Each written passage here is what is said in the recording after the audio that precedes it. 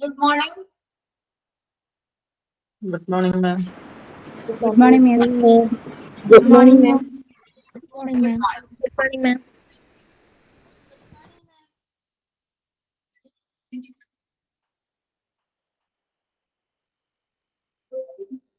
Okay, ഇനി നമ്മള് start ചെയ്യുന്നത് പുതിയൊരു ചാപ്റ്റർ ആണ് കേട്ടോ. ഔട്ട് പേഷ്യന്റ് ഡിപ്പാർട്ട്മെന്റ് എന്നാണ് ചാപ്റ്ററിന്റെ പേര്. Okay, out patient department. Okay, എല്ലാവരും ഒന്ന് നോട്ട് ചെയ്യുക കേട്ടോ. നമ്മുടെ ക്ലാസിഫിക്കേഷൻ ഓഫ് ഹോസ്പിറ്റലൊക്കെ എന്താണ് നമ്മൾ ഓൾറെഡി കംപ്ലീറ്റ് ചെയ്തതാണ്. ഇന്ന് തുടങ്ങാൻ പോകുന്നത് ഔട്ട് പേഷ്യന്റ് ഡിപ്പാർട്ട്മെന്റ് എന്ന് പറയുന്ന ചാപ്റ്റർ ആണ്. ഓക്കെ, നമുക്ക് സ്റ്റാർട്ട് ചെയ്യാം. എല്ലാവരും റെഡി അല്ലേ? Okay, introduction. OPD means outpatient department where patients come to the hospital to consult their health issues with the doctors to start the treatment.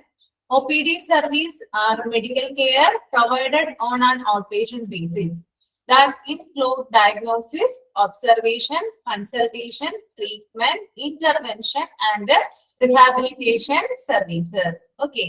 O P D എന്ന് പറഞ്ഞാല് out patient department എന്നാണ് കേട്ടോ. O P D short form ആണ് out patient ഡിപ്പാർട്ട്മെന്റിന്റെ. അത് ആദ്യം ഓർത്തിരിക്കുക കേട്ടോ. ഓക്കെ, അപ്പോ പേഷ്യന്റ് ഒരു ഹോസ്പിറ്റലിൽ വരുമ്പോൾ അവര് ആദ്യം ആരെയാണ് കൺസൾട്ട് ചെയ്യുന്നത്? കൺസൾട്ട് ചെയ്യുന്നതിന് മുമ്പായിട്ട് ചില നടപടി പ്രൊസീജിയേഴ്സ് ഉണ്ട് അല്ലെ? ഓക്കെ, അവര് വരുന്നു, അവര് രജിസ്ട്രേഷൻ ചെയ്യുന്നു, അത് ഇനി വെയിറ്റ് ചെയ്യുന്നു, അത് കഴിഞ്ഞിട്ടാണ് എന്ത് ചെയ്യുന്നത്?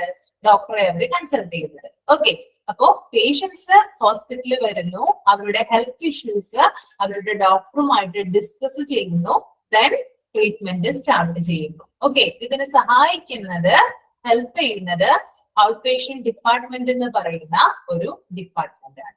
ഓക്കെ, നമ്മൾക്ക് അറിയാം, നമ്മുടെ ഹോസ്പിറ്റലിൽ പോകുമ്പോൾ ഫ്രണ്ടിൽ തന്നെ റിസപ്ഷൻ ഏരിയ എന്ന് പറഞ്ഞ് കാണുന്ന ആ ഒരു ഏരിയ ഉണ്ടല്ലോ, അത് ഔട്ട് പേഷ്യന്റ് ഡിപ്പാർട്ട്മെന്റിന്റെ ഭാഗമായിട്ട് വരുന്നതാണ് കേട്ടോ.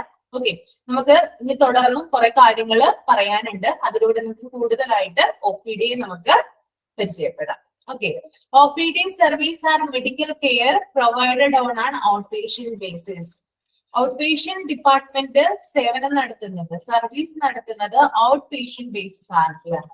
ഔട്ട് പേഷ്യന്റ് എന്ന് പറഞ്ഞാൽ നമുക്കറിയാം അല്ലെ, പുറത്തു നിന്ന് വരുന്ന രോഗികളെ ട്രീറ്റ്മെന്റ് ചെയ്തിട്ട് അവരെന്ത് ചെയ്യാണ്? വീണ്ടും പുറത്തേക്ക് പറഞ്ഞയക്കുന്നു അല്ലെ, വീട്ടിലേക്ക് പറഞ്ഞയക്കുന്നു. ഓക്കെ, അതായത് വീട്ടിൽ നിന്ന് രോഗി ഹോസ്പിറ്റലിലേക്ക് വരുന്നു, രോഗിക്ക് ട്രീറ്റ്മെന്റും മെഡിക്കേഷനും ഒക്കെ അയാള് റിസീവ് ചെയ്തതിന് ശേഷം തിരിച്ചു പോകുന്നു. ഇതാണ് ഔട്ട് പേഷ്യന്റ് എന്ന് പറയുന്നത്. ഞാൻ classification of hospital out patient എന്താണ്, ഇൻ പേഷ്യന്റ് എന്താണെന്ന് വ്യക്തമായിട്ട് പറഞ്ഞിട്ടുണ്ടായിരുന്നു. ഓക്കെ, അപ്പൊ ഔട്ട് പേഷ്യന്റ് ബേസിസിൽ രോഗികൾ വരുന്നു, അതാണ്. അത് എവിടേക്കാണ് വരുന്നത്? ഈ ഒരു ഡിപ്പാർട്ട്മെന്റിലേക്കാണ് വരുന്നത് കേട്ടോ. ഓക്കെ, ഇനി അതിനകത്ത് ഇൻക്ലൂഡ് ആയിട്ടുള്ളത് എന്തൊക്കെയാണ്? അതായത് ഈ ഒ പി ഡി നൽകുന്ന സർവീസുകളിൽ ചില കാര്യങ്ങൾ ഇൻക്ലൂഡഡ് ചെയ്തിട്ടുണ്ട് ഔട്ട് പേഷ്യന്റ് ബേസിസിൽ. അതായത് ഒരു രോഗി, ഔട്ട് പേഷ്യന്റ് ആയിട്ടുള്ള ഒരു രോഗി ഹോസ്പിറ്റലിൽ വരുമ്പോൾ അയാളുടെ എന്തൊക്കെ കാര്യങ്ങളാണ് അവിടെ ചെയ്യുന്നതെന്ന് നമുക്ക് നോക്കാം. ദാറ്റ് ഇൻക്ലൂഡ്സ് ഡയഗ്നോസിസ്, അതായത് രോഗനിർണയം. ഒ പി ഡിയിലേക്ക് വന്നു കഴിഞ്ഞു, ഡോക്ടറെ കണ്ടു കഴിഞ്ഞാൽ എന്ത് ചെയ്യും? അതായത് എന്തെങ്കിലും ഫർദർ എന്താ പറയാ, എന്തെങ്കിലും ഒരു ഇൻവെസ്റ്റിഗേഷന്റെയോ അല്ലെങ്കിൽ എന്താ പറയാ ട്രീറ്റ്മെന്റ്, അതായത് എന്തെങ്കിലും ഇപ്പൊ ബ്ലഡ് ടെസ്റ്റോ എക്സ്റേക്കോ അങ്ങനെ ചെയ്യാനൊക്കെ ഉണ്ടെങ്കിൽ എന്ത് ചെയ്യും? ഡയഗ്നോസിസ് അല്ലെ, അതായത് ആ ഒരു രോഗം എന്താണെന്ന് കണ്ടുപിടിക്കും. ആദ്യം അയാളുടെ രോഗം എന്താണെന്ന് കണ്ടുപിടിക്കും. അതിന് വേണ്ടിയിട്ടാണ് രോഗനിർണയം എന്ന് പറയുന്നത് കേട്ടോ. ഇപ്പൊ ബ്ലഡ് ടെസ്റ്റ് പോലുള്ള കാര്യങ്ങളിൽ നമുക്ക് ഇപ്പോ ശ്വാസം മുട്ടായിട്ട് ഒരു രോഗി ചെല്ലുവാണെങ്കിൽ, ബ്രീത്തിങ് ഡിഫിക്കൽറ്റി ഒക്കെ ഉണ്ടെങ്കിൽ ബ്ലഡ് ടെസ്റ്റ് ചെയ്താൽ ചിലപ്പോൾ അയാള് ESR ചിലപ്പോൾ കൂടുതലായിട്ടുണ്ടാകും, കൗണ്ട് ഒക്കെ കൂടുതലായിട്ടുണ്ടാകും. അപ്പൊ അതിലൂടെ ആ ഒരു ഡയഗ്നോസിസിലൂടെയാണ് അയാൾക്ക് ട്രീറ്റ്മെന്റ് ആരംഭിക്കുന്നത്. ഓക്കെ, അപ്പൊ ഡയഗ്നോസിസ് എന്ന് പറഞ്ഞാല് രോഗനിർണയം എന്നാണ് ഉദ്ദേശിക്കുന്നത്. ഒബ്സർവേഷൻ, പിന്നീട് എന്താ നടത്തുന്നത്? ഒബ്സർവേഷൻ നടത്തുന്നു, അതായത് രോഗിയെ നിരീക്ഷിക്കുകയാണ് ചെയ്യുന്നത്. ഓക്കെ, രോഗി വന്നു കഴിഞ്ഞു, ഡോക്ടറെ കണ്ടു കഴിഞ്ഞാല് കുറച്ചു നേരം വോമിറ്റിംഗ്, ശക്തമായിട്ടൊരു വോമിറ്റിംഗ് ഒക്കെ ഉള്ള ആളുകളാണെങ്കിൽ കുറച്ചു നേരം കാഷ്വാലിറ്റിയിൽ രോഗിയെ കിടത്തൂലേ? എന്തിനു വേണ്ടിയിട്ടാ? അയാളെ ഒബ്സർവ് ചെയ്യാൻ വേണ്ടിയിട്ടാണ്. ഓക്കെ, അതുപോലെ തന്നെ ഡോക്ടർ വന്ന് വീണ്ടും അയാൾക്ക് ഫർദർ ട്രീറ്റ്മെന്റ്, അല്ലെങ്കിൽ ഡോക്ടർ വന്ന് വീണ്ടും എന്ത് ചെയ്യുന്നുണ്ട്? കൺസൾട്ടേഷൻ നടത്തുന്നുണ്ട്. ഓക്കെ, ഇനി ട്രീറ്റ്മെന്റ് കൊടുക്കുന്നുണ്ട്, അയാൾക്ക് വേണ്ടിയിട്ടുള്ള മെഡിക്കേഷനും കാര്യങ്ങളൊക്കെ ആര് കൊടുക്കുന്നുണ്ട്? ഡോക്ടർ പ്രൊവൈഡ് ചെയ്യുന്നുണ്ട്. അതുപോലെ തന്നെ intervention and rehabilitation services. Intervention എന്ന് പറയുന്നത് നടപടി എന്നാണ് കേട്ടോ. സഡൻ ആയിട്ടുള്ള ഒരു ആക്ഷൻ ആണ്. എന്തെങ്കിലും ഒരു രോഗവുമായിട്ട് ആരെങ്കിലും വന്നാല് ഹോസ്പിറ്റലിൽ എടുക്കുന്നത് എത്രയും പെട്ടെന്നായിട്ട് ട്രീറ്റ്മെന്റ് കൊടുക്കുക എന്നുള്ളതാണ് ഹോസ്പിറ്റലിന്റെ ലക്ഷ്യം എന്ന് പറയുന്നത് കേട്ടോ. Okay, intervention and rehabilitation services. Rehabilitation എന്ന് പറഞ്ഞാല് പുനരധിവാസം എന്നാണ് ഉദ്ദേശിക്കുന്നത്. അതായത് ഒരു രോഗി ഒരു ഫിസിക്കൽ, അതായത് ഒരു മോശമായിട്ടുള്ള ഫിസിക്കൽ കണ്ടീഷനിലായിരിക്കുമ്പോൾ അയാളെ ട്രീറ്റ് ചെയ്ത് അയാളെ പഴയ അവസ്ഥയിൽ കൊണ്ടുവരിക എന്നുള്ളതാണ് റിഹാബിലിറ്റേഷൻ എന്നതുകൊണ്ട് ഉദ്ദേശിക്കുന്നത് കേട്ടോ. ഓക്കെ, അപ്പൊ ഞാൻ ഒന്നും കൂടി പറയാം. OPD എന്ന് പറയുന്നത് ഔട്ട് പേഷ്യന്റ് ഡിപ്പാർട്ട്മെന്റ് ആണ്. പേഷ്യൻസ് ഹോസ്പിറ്റലിൽ വരികയും അവർ ഡോക്ടറെ കാണുകയും തുടർന്ന് ഡോക്ടറുമായി കൺസൾട്ട് ചെയ്തതിനു ശേഷം അവർ ട്രീറ്റ്മെന്റ് സ്റ്റാർട്ട് ചെയ്യുകയും ചെയ്യുന്നു. ഓക്കെ, ഇനി OPD സർവീസ് കൊടുക്കുന്നത് ഔട്ട് പേഷ്യന്റ് ബേസിസിലാണ്. അതായത് പുറത്തുനിന്നുള്ള രോഗികൾ വരികയും ട്രീറ്റ്മെന്റ് എടുക്കുകയും ചെയ്യുന്നതാണ് ഔട്ട് പേഷ്യന്റ് ബേസിസ് എന്ന് പറയുന്നത്. അതിനകത്ത് ഉൾപ്പെട്ടിട്ടുള്ളതാണ് ഡയഗ്നോസിസ് മീൻസ് രോഗനിർണയം, ഒബ്സർവേഷൻ മീൻസ് നിരീക്ഷണം, കൺസൾട്ടേഷൻ, ഓക്കെ, പിന്നെ ട്രീറ്റ്മെന്റ്, ഇന്റർവെൻഷൻ മീൻസ് നടപടി ആൻഡ് റിഹാബിലിറ്റേഷൻ മീൻസ് പുനരധിവാസം. ഓക്കെ, മനസ്സിലായോ? ക്ലിയർ ആയോ? നിങ്ങൾക്ക് ഇൻട്രൊഡക്ഷൻ ക്ലിയർ ആയോ? ഓക്കെ, കണ്ടിന്യൂ ചെയ്യാം അല്ലേ? ഓക്കെ,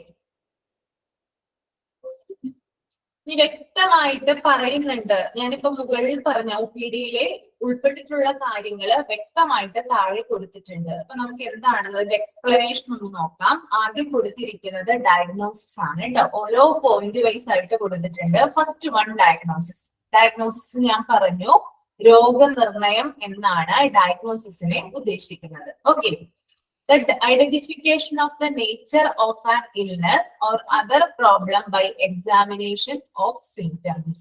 അതായത് രോഗത്തിന്റെ സ്വഭാവം തിരിച്ചറിയുന്നത്.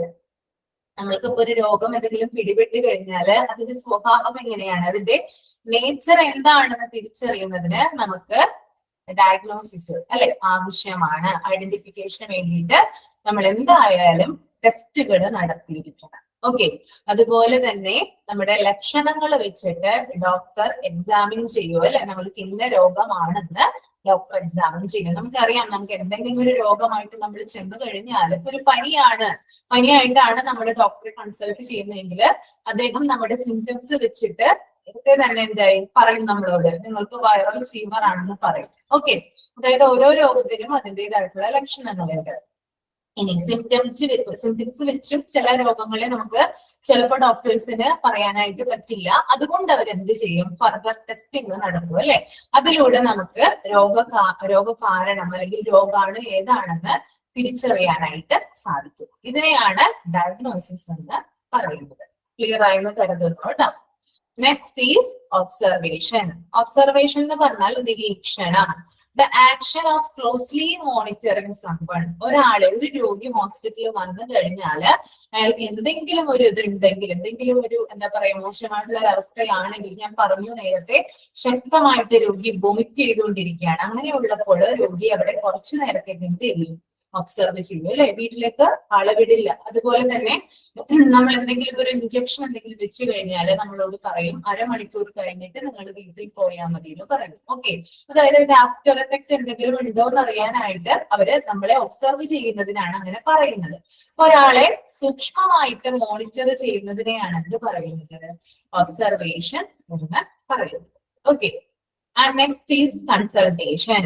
A meeting with an expert medical officer in order to seek advice. അതായത് ഒരു എക്സ്പേർട്ടുമായിട്ട് എന്ത് ചെയ്യുന്നുണ്ട്, നമ്മള് മീറ്റ് ചെയ്യുന്നുണ്ട്. ഓക്കെ, നമുക്കറിയാം അതെ, MBBS ക്വാളിഫിക്കേഷൻ ഉള്ള ഡോക്ടറുമായിട്ടാണ് അല്ലെ നമ്മൾ എന്ത് ചെയ്യുന്നത്, മീറ്റ് ചെയ്യുന്നത്. അദ്ദേഹമാണ് നമുക്ക് മരുന്നും അല്ലാതെ മെഡിസിൻ മറ്റും എന്ത് ചെയ്യുന്നത്, പ്രിസ്ക്രൈബ് ചെയ്യുന്നത്. അപ്പോ ഒരു എക്സ്പേർട്ട് ആയിട്ട് നമ്മൾ മീറ്റ് ചെയ്യുന്നു. അതിനുശേഷം അദ്ദേഹത്തിന്റെ അഡ്വൈസ് നമ്മൾ സ്വീകരിച്ചിട്ടാണ് എന്ത് ചെയ്യുന്നത്, നമ്മൾ ട്രീറ്റ്മെന്റ് സ്റ്റാർട്ട് ചെയ്യുന്നത്. അതിനെയാണ് കൺസൾട്ടേഷൻ എന്ന് പറയുന്നത് കേട്ടോ. ഒരു എക്സ്പേർട്ടുമായിട്ട് നമ്മൾ കൺസൾട്ട് ചെയ്യുന്നു, അദ്ദേഹത്തിന്റെ ഉപദേശം നമ്മൾ സ്വീകരിക്കുന്നു. That means consultation.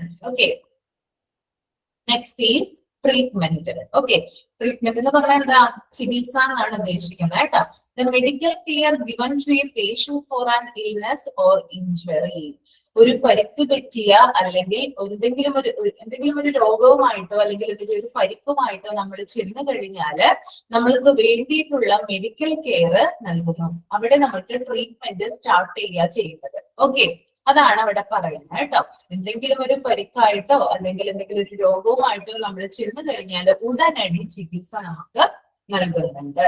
Okay, next is intervention. Action taken to improve a medical disorder. Okay, എന്തെങ്കിലും ഒരു രോഗത്തിന് നമ്മളിപ്പോ ട്രീറ്റ്മെന്റ് എടുത്ത് തുടങ്ങിക്കഴിഞ്ഞാല് നമ്മൾ എന്ത് ചെയ്യും? അതായത് പെട്ടെന്ന് തന്നെ അതായത് താമസിക്കാതെ തന്നെ നമുക്ക് എന്ത് ചെയ്യും? നമുക്ക് ട്രീറ്റ്മെന്റ് തരും അല്ലെ? സഡൻ ആക്ഷൻ ആണ് എടുക്കുന്നത്. ഫോർ എക്സാമ്പിൾ ആയിട്ട് ആക്സിഡന്റ് ആയിട്ട് ഒരാൾ ചെന്ന് കഴിഞ്ഞാല് എത്രയും പെട്ടെന്ന് അയാൾക്ക് മെഡിക്കൽ കെയർ ഉറപ്പ് നൽകുക എന്നുള്ളതാണ് ഔട്ട് പേഷ്യന്റ് ഡിപ്പാർട്ട്മെന്റിന്റെ ധർമ്മം എന്ന് പറയുന്നത്. ഓക്കെ, അതാണ് ഇന്റർവെൻഷൻ. ഇന്റർവെൻഷൻ മീൻസ് നടപടി. എത്രയും പെട്ടെന്ന് രോഗിക്ക് വേണ്ടിയിട്ടുള്ള നടപടിക്രമങ്ങൾ സ്വീകരിക്കുക. Okay, another one is rehabilitation. The action of restoring someone to health or normal life through training and therapy after illness. അതായത് ഒരു രോഗി ഒരു ഫിസിക്കൽ കണ്ടീഷനുമായിട്ട് ഒരു വീക്കായിട്ടുള്ള ഒരു കണ്ടീഷനുമായിട്ട് ചെന്ന് കഴിയുമ്പോൾ അയാൾക്ക് ട്രീറ്റ്മെന്റ് ഒക്കെ സ്റ്റാർട്ട് ചെയ്തു കുറച്ചു ദിവസം കഴിഞ്ഞു കഴിഞ്ഞാല് ഫിസിക്കലി അയാൾ എന്താകും? കുറച്ച് നോർമൽ ആവും അല്ലെ? ഓക്കെ, നമ്മൾക്കൊരു രോഗം വന്നു കഴിഞ്ഞാൽ ഫിസിക്കലി മാത്രമല്ല നമ്മളത് എഫക്ട് ചെയ്യുന്നത്, മെന്റലി നമുക്ക് എന്തുണ്ടാവും? പ്രോബ്ലംസ് ധാരാളം ഉണ്ടാവും. നമ്മൾ പഴയ അവസ്ഥയിലേക്ക് പോവാനായിട്ട് അല്ലെങ്കിൽ മാറാൻ വേണ്ടിയിട്ട് കുറെ അധികം ചെയ്യുന്നുണ്ട്, സമയം വേണ്ടി വരുന്നുണ്ട്. അപ്പോ ആ ഒരു വ്യക്തിയെ പഴയ അവസ്ഥയിലേക്ക് കൊണ്ടുവരാൻ വേണ്ടിയിട്ട് എന്ത് ചെയ്യുന്നുണ്ട്? ധാരാളം കാര്യങ്ങൾ ഒരു ഹോസ്പിറ്റൽ അല്ലെങ്കിൽ ഒരു ഔട്ട്പേഷ്യന്റ് ഡിപ്പാർട്ട്മെന്റ് ചെയ്യുന്നുണ്ട്. അത് പ്രോപ്പർ ആയിട്ടുള്ള ട്രെയിനിങ്ങിലൂടെയും തെറാപ്പിയിലൂടെയുമാണ് ചെയ്യുന്നത്. ഇപ്പൊ നമുക്കറിയാം ഫിസിയോതെറാപ്പി ചെയ്യുന്നുണ്ട് അല്ലെ? നമുക്ക് എന്തെങ്കിലും നമ്മുടെ ബോഡി പാർട്ടിന് ഏതെങ്കിലും ഒരു അവയവത്തിന് ഡാമേജ് സംഭവിച്ചു കഴിഞ്ഞാലാണ് എന്ത് ചെയ്യുന്നത്? ട്രീറ്റ്മെന്റിന്റെ ഭാഗമായിട്ട് നമ്മൾ ഫിസിയോതെറാപ്പി ചെയ്യുന്നത്. ഫിസിയോതെറാപ്പി ചെയ്യുന്നതിലൂടെ നമുക്ക് എന്ത് ചെയ്യാൻ പറ്റും? നമ്മുടെ പഴയ ബോഡി മൂവ്മെന്റ് തിരിച്ചു കൊണ്ടുവരാനായിട്ട് സാധിക്കും. അപ്പൊ ഇത്തരം കാര്യങ്ങളാണ് റിഹാബിലിറ്റേഷൻ എന്ന് പറയുന്ന ആ ഒരു സ്റ്റേജിലൂടെ നടത്തുന്നത്. ഓക്കെ, അപ്പൊ ഞാൻ ഡയഗ്നോസിസ് പറഞ്ഞു, ദാറ്റ് മീൻസ് രോഗനിർണയം. ഒബ്സർവേഷൻ പറഞ്ഞു, ദാറ്റ് മീൻസ് നിരീക്ഷണം. കൺസൾട്ടേഷൻ പറഞ്ഞു, പരിശോധന. ട്രീറ്റ്മെന്റ് പറഞ്ഞു, ചികിത്സ. ഇന്റർവെൻഷൻ പറഞ്ഞു, നടപടി. റിഹാബിലിറ്റേഷൻ പറഞ്ഞു, പുനരധിവാസം. ക്ലിയർ ആണോ? ഓക്കെ,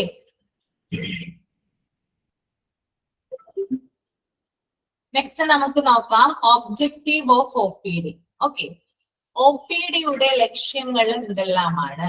ഓക്കെ, നമുക്ക് എല്ലാവർക്കും ഓരോരോ ലക്ഷ്യങ്ങൾ ഉണ്ടാവും, ഓരോരോ എയിം ഉണ്ടാവും ലൈഫില്. അതുപോലെ തന്നെ OPDക്കും എന്തുണ്ട്? ഔട്ട് പേഷ്യന്റ് ഡിപ്പാർട്ട്മെന്റിനും ലക്ഷ്യങ്ങളുണ്ട്. അപ്പോൾ താഴെ പറയുന്ന 4 കാര്യങ്ങളാണ് OPDയുടെ പ്രധാനപ്പെട്ട ലക്ഷ്യങ്ങളിൽ വരുന്നത്. Okay, first one is providing quality of care. Okay, അതായത് നല്ല ഉയർന്ന നിലവാരത്തിലുള്ള കെയർ മീൻസ് പരിചരണം രോഗിക്ക് കൊടുക്കുക. ഓക്കെ, OPDയുടെ ആദ്യത്തെ ലക്ഷ്യത്തിൽ വരുന്നതാണ് രോഗിക്ക് ഉയർന്ന നിലവാരത്തിലുള്ള ഹൈ ക്വാളിറ്റി ഉള്ള ഒരു കെയർ പ്രൊവൈഡ് ചെയ്യുക എന്നുള്ളത്. ഓക്കെ, ഇനി രണ്ടാമത്തെ പോയിന്റ് ഒന്ന് ശ്രദ്ധിച്ചേ. Modern techniques for investigation and treatment. അതായത് ആധുനിക രീതിയിലുള്ള ടെക്നിക്കുകള് ട്രീറ്റ്മെന്റുകളിലും അതുപോലെ തന്നെ ഇൻവെസ്റ്റിഗേഷൻസിലും കൊണ്ടുവരിക. ഓക്കെ, ആധുനിക രീതി മോഡേൺ ടെക്നിക്സ് നമ്മൾ എന്തിൽ യൂസ് ചെയ്യണം? ട്രീറ്റ്മെന്റില് രോഗിക്ക് കൊടുക്കുന്ന ചികിത്സയിൽ നമ്മൾ അപ്ലൈ ചെയ്യണം. അതുപോലെ തന്നെ ഇൻവെസ്റ്റിഗേഷനിലും അത് യൂസ് ചെയ്യണം. പ്രത്യേകം ശ്രദ്ധിക്കുക, ഇവിടെ ഇൻവെസ്റ്റിഗേഷൻ എന്നതുകൊണ്ട് ഉദ്ദേശിക്കുന്നത് അന്വേഷണങ്ങൾ എന്നാണ് ഇതിന്റെ മലയാളമായിട്ട് വരിക. അത് മെഡിക്കൽ ടേംസ് ആയിട്ട് നമ്മൾ പറയുമ്പോൾ നമ്മളിപ്പോ ഡോക്ടർ നമ്മൾക്കൊരു ബ്ലഡ് ടെസ്റ്റ് ചെയ്യാൻ എഴുതുവാണ്, അല്ലെങ്കിൽ ഒരു എക്സ്റേ എടുക്കാൻ എഴുതുവാണ്, അല്ലെങ്കിൽ ഒരു MRI എടുക്കാനായിട്ട് ഡോക്ടർ പ്രിസ്ക്രൈബ് നമുക്ക് തരികയാണെന്ന് വിചാരിക്കാം. ഇങ്ങനെയുള്ള കാര്യങ്ങളെയാണ് എന്ത് പറയുന്നത്? ഇൻവെസ്റ്റിഗേഷൻസ് എന്നതുകൊണ്ട് ഉദ്ദേശിക്കുന്നത് കേട്ടോ. പ്രത്യേകം നോട്ട് ചെയ്യുക കേട്ടോ. കുട്ടികൾക്ക് ചിലവർക്ക് അത് അറിയുന്നുണ്ടാവില്ല. ഇൻവെസ്റ്റിഗേഷൻസ് എന്ന് പറഞ്ഞാല് നേരിട്ട് റിസപ്ഷനിൽ പോയി അന്വേഷിക്കുന്നതല്ല കേട്ടോ. ദാറ്റ് മീൻസ് ബ്ലഡ് ടെസ്റ്റിന് എഴുതുകയോ അല്ലെങ്കിൽ MRI എഴുതുകയോ അങ്ങനെയുള്ള കാര്യങ്ങളെയാണ് നമ്മൾ ഇൻവെസ്റ്റിഗേഷൻ എന്നതുകൊണ്ട് ഉദ്ദേശിക്കുന്നത്. അപ്പോ ഈ MRIയിലും എക്സ്റേയിലും ഒക്കെ എന്താണ് പുതിയ പുതിയ നൂതനമായിട്ടുള്ള രീതികൾ നമ്മൾ മോഡേൺ ടെക്നിക്സ് നമ്മൾ യൂസ് ചെയ്യുന്നതിലൂടെ രോഗനിർണയം പെട്ടെന്ന് നടത്താനായിട്ട് സാധിക്കും. ഓക്കെ, അതൊന്ന് ഇൻവെസ്റ്റിഗേഷൻ എന്ന് പറയുന്ന ആ ഒരു ഭാഗം ഒന്ന് നോട്ട് ചെയ്തിട്ട് ഒന്ന് പ്രിന്റ് ഔട്ടിലോ അല്ലെങ്കിൽ നോട്ടിലോ ഒന്ന് എഴുതി വെക്കുക കേട്ടോ, എക്സാമ്പിൾ ആയിട്ട്. Okay, and third one is facilities for total patient satisfaction. മൂന്നാമത്തെ പോയിന്റ് എന്ന് പറയുന്നത് പേഷ്യന്റിന്റെ സാറ്റിസ്ഫാക്ഷന് വേണ്ടിയിട്ടുള്ള സൗകര്യങ്ങൾ ഒരുക്കി കൊടുക്കുക. ഓക്കെ, എല്ലാ വിധത്തിലുമുള്ള സൗകര്യങ്ങൾ അതിനകത്ത് വരും കേട്ടോ.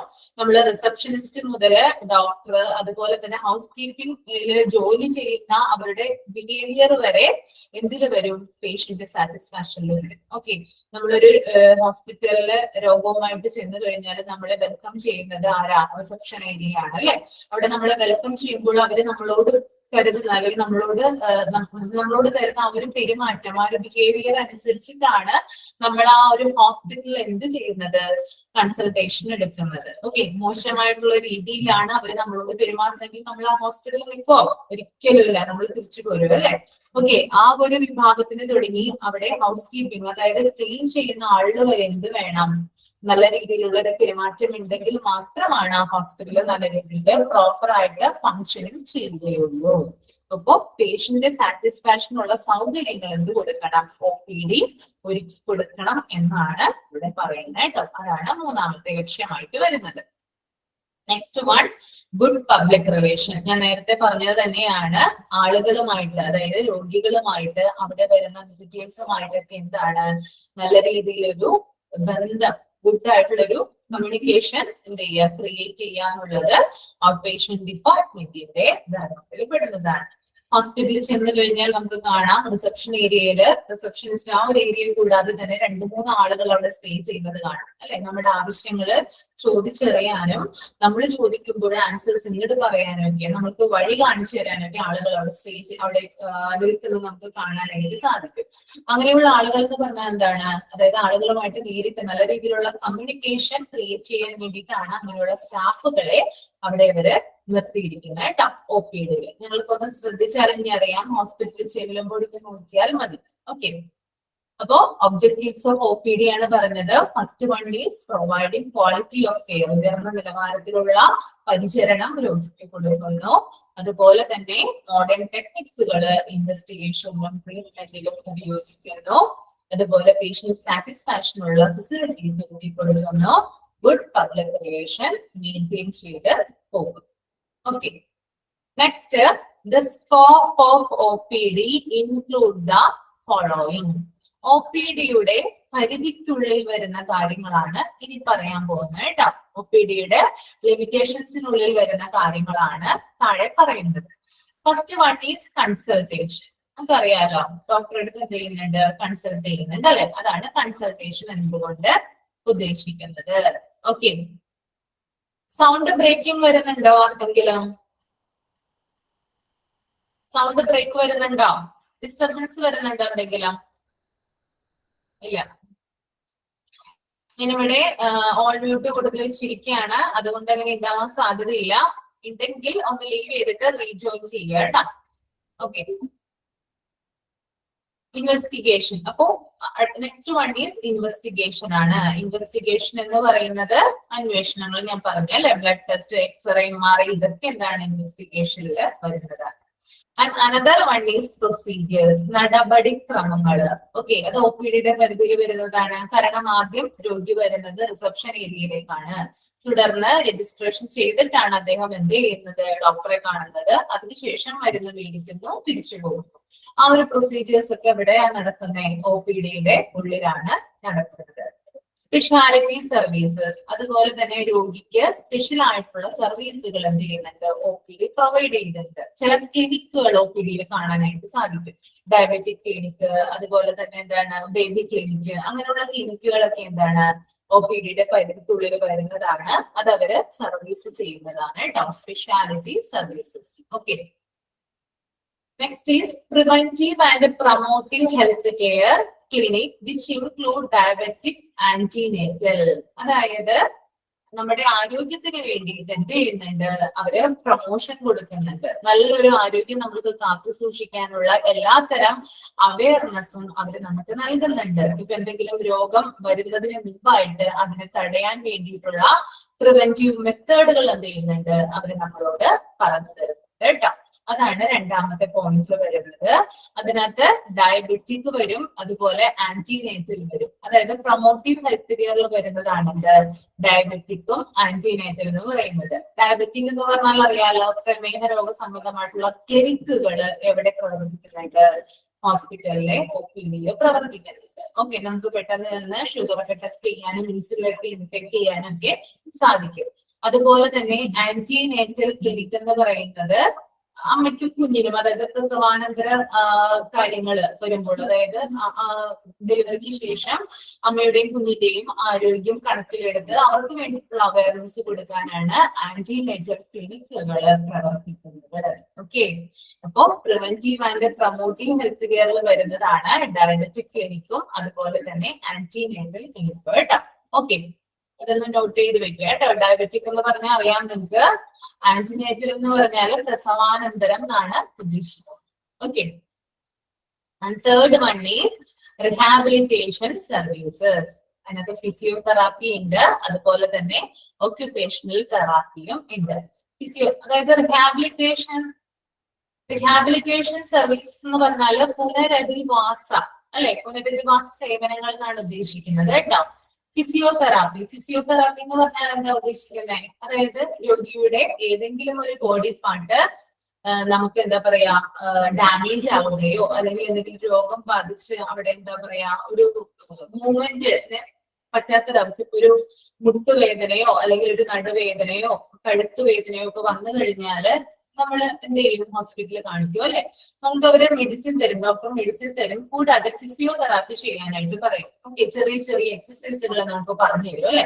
അപ്പൊ കഴുത്തിന്റെ ഒക്കെ ഭാഗത്താണ് നമ്മൾക്ക് എന്തെങ്കിലും ഒരു തകരാറ്, നെക്ക് പെയിൻ ആണ് നമുക്ക് വരുന്നതെങ്കിൽ അതിന് വേണ്ടിയിട്ടുള്ള പ്രത്യേകം എക്സസൈസുകൾ എവിടെ നമുക്ക് അവൈലബിൾ ആണ്, ഫിസിയോതെറാപ്പി ചെയ്യുന്ന ഡോക്ടർ നമുക്ക് പറഞ്ഞു തരുന്നതാണ് അല്ലെ.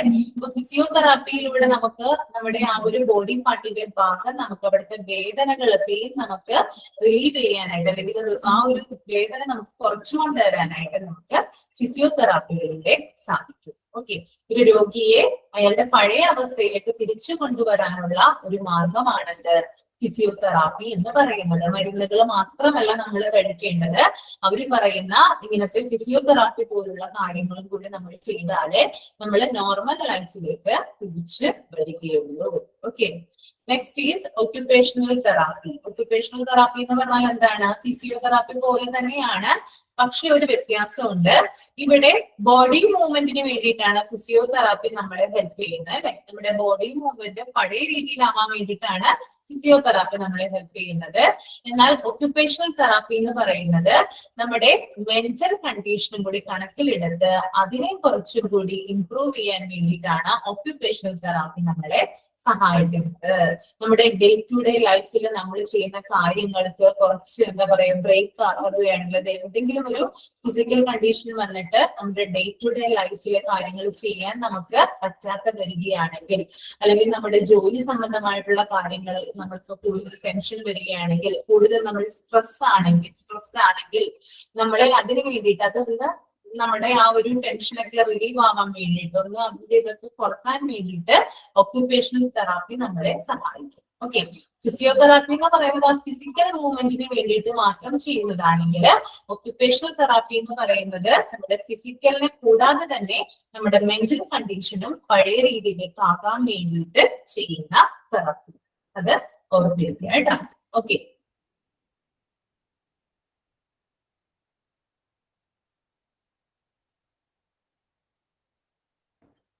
പറയാം, ഒക്യുപേഷണൽ തെറാപ്പി പറയാം കേട്ടോ.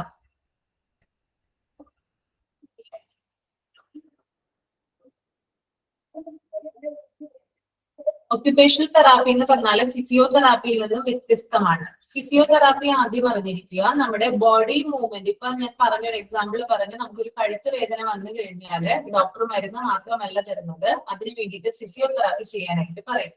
ചെറിയ ചെറിയ എക്സസൈസുകളും മറ്റും നമുക്ക് അവർ പറഞ്ഞു തരും, നമ്മളത് ചെയ്യും. അതിലൂടെയാണ് നമ്മൾ പഴയൊരു അവസ്ഥ, ആ ഒരു കണ്ടീഷനെ നമ്മൾ മറികടക്കുന്നത്. എന്നാൽ ഒക്യുപേഷണൽ തെറാപ്പി എന്ന് പറയുന്നത് നമ്മുടെ ഫിസിക്കൽ കണ്ടീഷൻ മാത്രമല്ല ഇംപ്രൂവ് ചെയ്യുന്നത്, മറിച്ച് നമ്മുടെ മെന്റൽ കണ്ടീഷനും കൂടി ഇംപ്രൂവ് ചെയ്യാണ്. ഞാൻ നേരത്തെ പറഞ്ഞിട്ടുണ്ടായിരുന്നു, നമ്മൾക്കൊരു രോഗം വന്നു കഴിഞ്ഞാൽ നമ്മൾ ഫിസിക്കലി മാത്രമല്ല വീക്ക് ആവുന്നത്, മെന്റലിയും നമ്മൾ വീക്ക് ആവും അല്ലെ. നമുക്ക് ജോലി ചെയ്യാനായിട്ട് ബുദ്ധിമുട്ട് വരും, നമ്മൾക്ക് ഡേ ടു ഡേ കാര്യങ്ങൾ നമ്മൾക്ക് ചെയ്യാനായിട്ട് ബുദ്ധിമുട്ട് അനുഭവപ്പെടാം.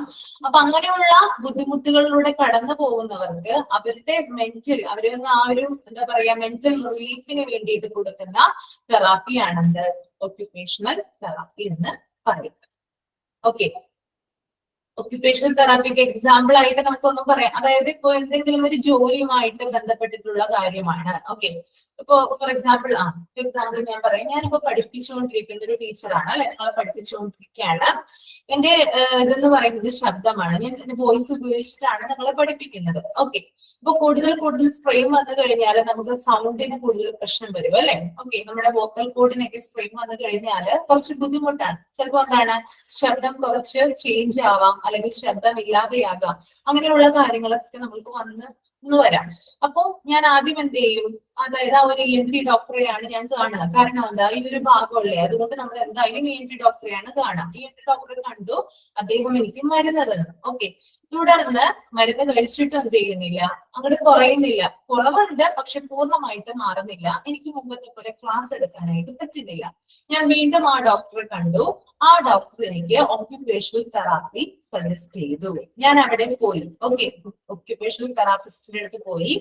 അദ്ദേഹം എനിക്ക് എന്റെ വോയിസ് ഇംപ്രൂവ് ചെയ്യാനുള്ള ധാരാളം കാര്യങ്ങൾ പറഞ്ഞു തന്നു. കൂടാതെ എന്നെ മെന്റലി എന്താണ് ഇംപ്രൂവ് ചെയ്യിക്കാനായിട്ട് നോക്കി. ഓക്കെ, ഒരു 5 ദിവസമോ 10 ദിവസമാണ് ഒക്യുപേഷണൽ തെറാപ്പി പറയുന്നതെങ്കിൽ ആ ദിവസം അത്രയും എന്റെ മെന്റൽ കണ്ടീഷൻ സ്ട്രോങ് ആക്കാനാണ് അദ്ദേഹം നോക്കുന്നത്. എന്നോട് അദ്ദേഹം പറയാണ്, നിങ്ങളുടെ വോയിസ് പഴയതിനേക്കാളും കൂടുതൽ നല്ലതാകും, കുറച്ച് കാര്യങ്ങൾ ചെയ്താൽ മതി, പേടിക്കേണ്ട, പഴയ അവസ്ഥയിലേക്ക് നിങ്ങൾ എന്തെങ്കിലും, അതായത് നമ്മൾക്കൊരു ഗൈഡൻസ് പോലെ എന്താണ് അവർ ഓരോ കാര്യങ്ങൾ നമുക്ക് പറഞ്ഞു തരികയാണ് ചെയ്യുന്നത്. അതാണ് ഒക്യുപേഷണൽ തെറാപ്പി. ഫിസിയോതെറാപ്പിയിൽ നമുക്ക് അങ്ങനെ പറ്റില്ല. അവർ ആ ഒരു ഏത് ബോഡി പാർട്ടിനാണോ നമുക്ക് ഇത് വരുന്നത് ആ ഒരു എക്സസൈസ് മാത്രമേ നമുക്ക് സജസ്റ്റ് ചെയ്യുന്നുള്ളൂ. പക്ഷെ ഇത് നമ്മുടെ മെന്റൽ കണ്ടീഷനോട് കണക്കിലെടുത്തുകൊണ്ടാണ് അവർ നമ്മളോട് കാര്യങ്ങൾ ഷെയർ ചെയ്യുന്നത്. ക്ലിയർ ആയോ എല്ലാവർക്കും എന്താണെന്ന്? ഡൗട്ട് ഇല്ലല്ലോ ഒക്യുപേഷണൽ തെറാപ്പിയിലെങ്കിൽ? Okay,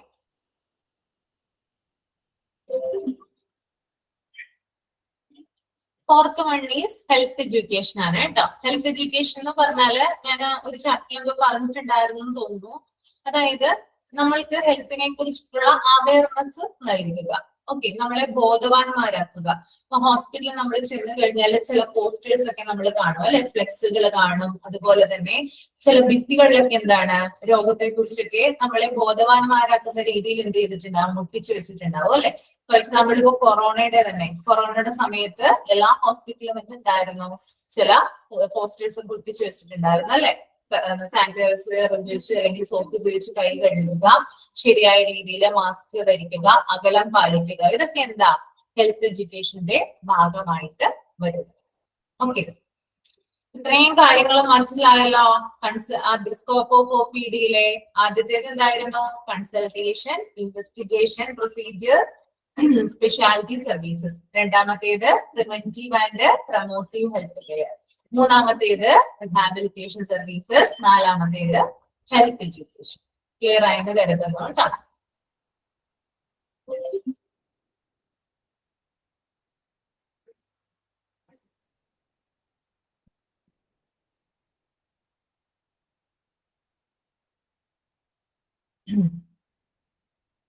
next is location of OPD ആണ്. എവിടെയാണ് ഔട്ട് പേഷ്യന്റ് ഡിപ്പാർട്ട്മെന്റിലെ ലൊക്കേഷൻ, എവിടെയാണ് അത് സ്ഥിതി ചെയ്യുന്നത്? നമ്മളെ കൺസൾട്ടേഷൻ എന്ന് പറഞ്ഞാൽ നമ്മളെ ഡോക്ടറെ കൺസൾട്ട് ചെയ്യുക ചെയ്യുന്നത്, ആ കൺസൾട്ടേഷൻ ഉദ്ദേശിക്കുന്നത് കേട്ടോ, വേറെ ഒന്നും അതിനകത്തില്ല. ഓക്കെ, ലൊക്കേഷൻ ഓഫ് OPD നമുക്ക് പറയാം, അതായത് ഗ്രൗണ്ട് ഫ്ലോറിലായിരിക്കണം OPD ഉണ്ടായിരിക്കേണ്ടത്. ഒരു ഹോസ്പിറ്റലിലെ ഗ്രൗണ്ട് ഫ്ലോറിലാണ് എന്ത് സ്ഥിതി ചെയ്യേണ്ടത്? OPD സ്ഥിതി ചെയ്യേണ്ടത്. ഓക്കെ, OPDയുടെ സ്ഥാനം എന്ന് പറയുന്നത് എപ്പോഴും ഹോസ്പിറ്റലിലെ ഗ്രൗണ്ട് ഫ്ലോറിലായിരിക്കണം. എല്ലാവർക്കും അറിയാം അല്ലെ? ഏറ്റവും മുകളിൽ കൊണ്ടുപോയി എന്ത് വെക്കില്ല? OPD വെക്കില്ല. ഓക്കെ, അതാണ് ഗ്രൗണ്ട് ഫ്ലോറിലായിരിക്കണം എന്ന് പറയുന്നത്. രണ്ടാമത്തേത് should share with IPD diagnostic and therapeutic facilities. Okay, ഈ OPD എന്ന് പറയുന്നത് എപ്പോഴും IPD അതായത് ഇൻപേഷ്യന്റ് ഡിപ്പാർട്ട്മെന്റുമായിട്ട് ഷെയർ ചെയ്യത്തക്ക രീതിയിലായിരിക്കണം ഉണ്ടായിരിക്കേണ്ടത്. ഓക്കെ, അതായത് OPD ഒരു ഭാഗത്തായിരിക്കണം, അതിന് തൊട്ടടുത്തായിട്ട് തന്നെ രോഗികളെ അഡ്മിറ്റ് ചെയ്യുന്ന ഇൻപേഷ്യന്റ് ഡിപ്പാർട്ട്മെന്റും ഉണ്ടായിരിക്കണം എന്ന് പറയുന്നുണ്ട്. ഓക്കെ, അതുപോലെ തന്നെ ഡയഗ്നോസ്റ്റിക് ആൻഡ് തെറാപ്യൂട്ടിക് ഫെസിലിറ്റീസ്, രോഗിക്ക് വേണ്ട രോഗനിർണയം നടത്താനുള്ള എല്ലാ സൗകര്യങ്ങളും ഉള്ള ഒരു ഏരിയ അവിടെ ഉണ്ടായിരിക്കണം. ഓക്കെ, ഇപ്പോ എന്തെങ്കിലും ബ്ലഡ് ടെസ്റ്റ് നടത്തുകയോ അങ്ങനെയുള്ള കാര്യങ്ങളൊക്കെ ചെയ്യുന്ന ആ ഒരു ഏരിയ എവിടെ ഉണ്ടായിരിക്കണം? ഈ ഒരു OPD അടുത്തായിട്ട് ഉണ്ടായിരിക്കണം. അതുപോലെ തന്നെ രോഗിക്ക് ചികിത്സ നടത്തുന്ന സൗകര്യങ്ങൾ, ചികിത്സ നടത്താനായിട്ടുള്ള സൗകര്യങ്ങളും എവിടെ ഉണ്ടായിരിക്കണം? ഈ ഒരു OPD ഉണ്ടായിരിക്കണം. തെറാപ്യൂട്ടിക് ഫെസിലിറ്റീസ് എന്ന് പറഞ്ഞാൽ ഇപ്പൊ രോഗിക്ക് പെട്ടെന്ന് ഒരു ഇഞ്ചക്ഷൻ എടുക്കാൻ പറയാണ്, അല്ലെങ്കിൽ പെട്ടെന്ന് രോഗി ഒന്ന് നെബുലൈസ് ചെയ്യാൻ പറയുകയാണെങ്കിലൊക്കെ എന്താണ്, അത് OPDയുടെ അടുത്തായിട്ടായിരിക്കണം ഈ കാര്യങ്ങളൊക്കെ വരുന്നത്. ഓക്കെ, ക്ലിയർ ആയെന്ന് കരുതുന്നു കേട്ടോ. അപ്പോ IPD ആയിട്ട് ഇൻപേഷ്യന്റ് ഡിപ്പാർട്ട്മെന്റായിട്ട് ഷെയർ ചെയ്യുന്ന രീതിയിലായിരിക്കണം OPDയുടെ ലൊക്കേഷൻ വരേണ്ടത്.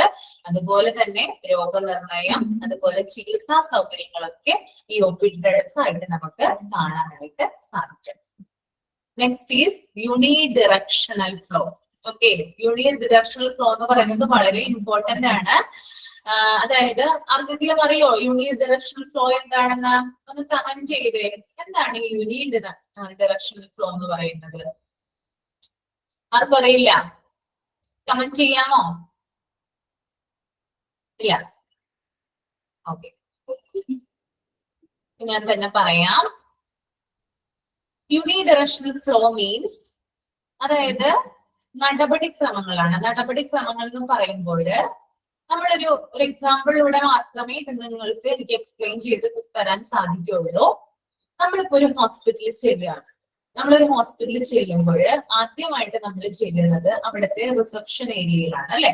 റിസപ്ഷൻ ഏരിയയിൽ ചെല്ലുന്നു, നമ്മള് രജിസ്റ്റർ ചെയ്യുന്നു അല്ലെ? രജിസ്റ്റർ ചെയ്തിട്ട് നമ്മൾ എന്താ ചെയ്യുന്നത്? നേരെ ഡോക്ടറുടെ അടുത്തേക്ക് പോകുന്നു. അതിനുശേഷം നമ്മള് മെഡിസിൻസ് റിസീവ് ചെയ്യുന്നു. ദെൻ നമ്മൾ വീട്ടിലേക്ക് തിരിച്ചു പോകുന്നു. ഇതാണ് ഒരു എന്താ പറയാ ഒരു ക്രമം എന്ന് പറയുന്നത്. ഓക്കെ, അതായത് ഹോസ്പിറ്റലിൽ നടക്കുന്ന ഒരു അറേഞ്ച്മെന്റ് എന്ന് പറയുന്നത് ഇതാണ്. ഇനി നിങ്ങളൊന്ന് തിരിച്ചൊന്ന് ചിന്തിച്ചു നോക്കിയേ. നിങ്ങൾ നേരെ ആദ്യം എന്താ ചെയ്യാ? റിസപ്ഷനിൽ ചെല്ലുന്നു. അതിനുശേഷം നിങ്ങൾ മരുന്ന് മേടിക്കാൻ ചെല്ലുന്നു. അതിനുശേഷം നിങ്ങൾ ഡോക്ടറെ കാണുന്നു. ഈ ഒരു ക്രമം ഒരിക്കലും ഹോസ്പിറ്റലിൽ നടക്കില്ല. ഓക്കെ, ഞാൻ ആദ്യം പറഞ്ഞ ക്രമം ഉണ്ടല്ലോ, ആദ്യം അതായത് ഓരോ അറേഞ്ച്മെന്റ് അവിടെ ചെയ്തിട്ടുണ്ട്. ആദ്യം രോഗി ചെല്ലേണ്ടത് റിസപ്ഷനിലാണ്. അതിനുശേഷമാണ് എന്ത് ചെയ്യേണ്ടത്? ഡോക്ടറെ കാണേണ്ടത്. അതിനുശേഷം മരുന്ന് മേടിക്കുന്നു, ദെൻ തിരിച്ചു പോരുന്നു. ഈ ഒരു ക്രമത്തെയാണ് നമ്മൾ എന്ത് പറയുന്നത്? യൂണിഡിറക്ഷണൽ ഫ്ലോ എന്ന് പറയുന്നത്. അല്ലാതെ നമുക്ക് എന്ത് ചെയ്യാൻ പറ്റില്ല? ആദ്യം ചെന്ന് രജിസ്റ്റർ ചെയ്യാതെ ഒന്നും നമുക്ക് നേരിട്ട് ചെന്ന് ഡോക്ടറെ കാണാനൊന്നും പറ്റില്ല. ഓക്കെ, അപ്പോ ആദ്യം പറഞ്ഞ ഒരു ക്രമത്തെയാണ് എന്ത് പറയുന്നത്? യൂണിഡിറക്ഷണൽ ഫ്ലോ എന്ന് പറയുന്നത്. ക്ലിയർ ആയോ?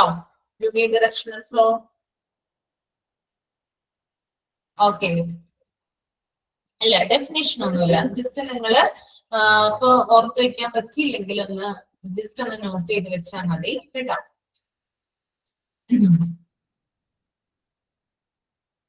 നെക്സ്റ്റ് സ്കോപ്പ് ഓഫ് എക്സ്പാൻഷൻ ആണ്. എക്സ്പാൻഷൻ എന്ന് പറഞ്ഞാൽ അറിയാലോ, വിസ്തൃതി. അതായത് വളരെ വിശാലമായിട്ടുള്ള ഒരു ഏരിയ ആയിരിക്കും ഔട്ട് പേഷ്യന്റ് ഡിപ്പാർട്ട്മെന്റ് എന്ന് പറയുന്നത്. അതാണ് അവിടെ ഉദ്ദേശിക്കുന്നത് കേട്ടോ.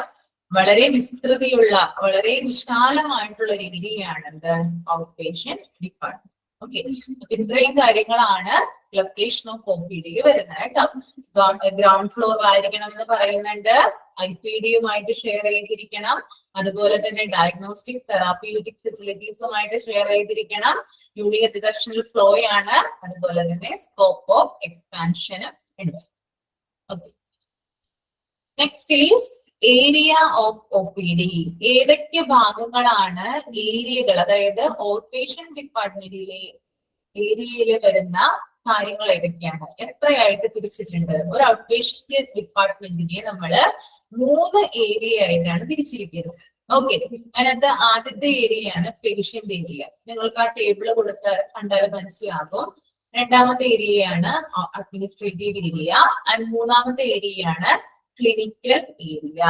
ഓക്കെ, അപ്പൊ ഏരിയ ഓഫ് ഒ പി ഡിയിൽ വരുന്നത് first one is patient area, second one is administrative area, and third one is clinical area. ഈ 3 ഏരിയയും ഔട്ട് പേഷ്യന്റ് ഡിപ്പാർട്ട്മെന്റിന്റെ ഭാഗത്ത് അല്ലെങ്കിൽ അതിന്റെ ഉള്ളിൽ വരുന്നതാണെന്ന് മനസ്സിലാക്കി വെക്കാം. അപ്പൊ നമുക്ക് ആദ്യം നോക്കാം. ഈസിയാണ് കേട്ടോ, ഈ ടേബിൾ ഈസിയാണ്.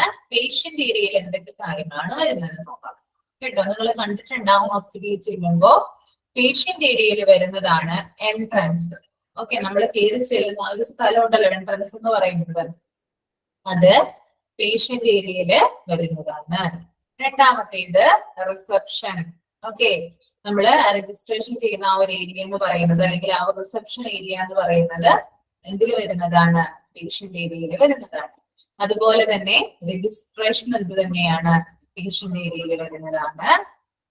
Record room. റെക്കോർഡ് റൂം എന്ന് പറഞ്ഞാൽ നിങ്ങൾക്ക് അറിയാം, നമ്മൾ പേഷ്യന്റിന്റെ ഫയൽസും കാര്യങ്ങളൊക്കെ കീപ്പ് ചെയ്ത് വെക്കുന്നത് എവിടെയാ? അത് റെക്കോർഡ് റൂമിലാണ് കേട്ടോ. ആ ഒരു റെക്കോർഡ് റൂമും എവിടെ ഉണ്ടാകും? നമുക്കറിയാം, നമ്മൾ ഹോസ്പിറ്റലിൽ ചെല്ലുമ്പോൾ നേരെ രജിസ്റ്റർ ചെയ്യാൻ ചെല്ലുമ്പോൾ നമ്മൾ പേരും ഡീറ്റെയിൽസ് ഒക്കെ കൊടുത്തു കഴിയുമ്പോൾ ഒരു ഫയൽ എടുക്കുന്നത് തൊട്ടപ്പുറത്ത് ഒരു റൂമിൽ നിന്നായിരിക്കും അല്ലെ? അതിനെയാണ് റെക്കോർഡ് റൂം എന്ന് പറയുന്നത്. ഓക്കെ, അതുപോലെ തന്നെ പേഷ്യന്റ് വെയിറ്റ് ചെയ്യുന്ന ഏരിയ. രജിസ്ട്രേഷൻ ഒക്കെ ചെയ്തിട്ട് അല്ലെങ്കിൽ അതിനുള്ള താമസം എന്തെങ്കിലും എന്താ പറയുക ഡിലേ ഒക്കെ വരികയാണെങ്കിൽ പേഷ്യന്റ് വെയിറ്റ് ചെയ്യുന്ന ഒരു ഏരിയ ഉണ്ട്. അതും എവിടെയാണ് വരുന്നത്? പേഷ്യന്റ് ഏരിയയിലാണ് വരുന്നത് കേട്ടോ, വെയിറ്റിംഗ് ഏരിയ. അതുപോലെ തന്നെ സ്നാക്ക് ബാർ. നമ്മൾക്കിപ്പോ എന്തെങ്കിലും അവിടെ ചെന്നിട്ട് ചായയോ അല്ലെങ്കിൽ ബിസ്ക്കറ്റോ എന്തെങ്കിലും ഒക്കെ കഴിക്കണമെങ്കിൽ അതിനുള്ള സൗകര്യം എവിടെയുണ്ട്? ആ ഒരു പേഷ്യന്റ് ഏരിയയിൽ നമുക്ക് കാണാനായിട്ട് സാധിക്കും. മെഷീൻ ടീ, മെഷീൻ കോഫി ഒക്കെ നമുക്ക് കിട്ടൂലേ? അതൊക്കെ എവിടെ നിന്നാണ്? ഈ ഒരു പേഷ്യന്റ് ഏരിയയിൽ നിന്നാണ് നമുക്ക് ലഭിക്കുന്നത്. അടുത്തത് ATM മെഷീൻ. ചില ഹോസ്പിറ്റലുകൾ ATM മെഷീന്റെ ഇതുണ്ടാകും, സൗകര്യങ്ങൾ ഉണ്ടാകും. അതും പേഷ്യന്റ് ഏരിയയിലാണ് വരുന്നത്. ഓക്കെ, ഇപ്പൊ പേഷ്യന്റ് ഏരിയയിൽ വരുന്നത് എൻട്രൻസ് ഉണ്ട്, റിസപ്ഷൻ ഉണ്ട്, രജിസ്ട്രേഷൻ ഉണ്ട്, റെക്കോർഡ് റൂം ഉണ്ട്, വെയിറ്റിംഗ് ഏരിയ ഉണ്ട്, സ്നാക്ക് ബാർ ഉണ്ട്, ATM മെഷീൻ ഉണ്ട്. ഓക്കെ, ഇനി നമുക്ക് നോക്കാം അടുത്തത് അഡ്മിനിസ്ട്രേറ്റീവ് ഏരിയ.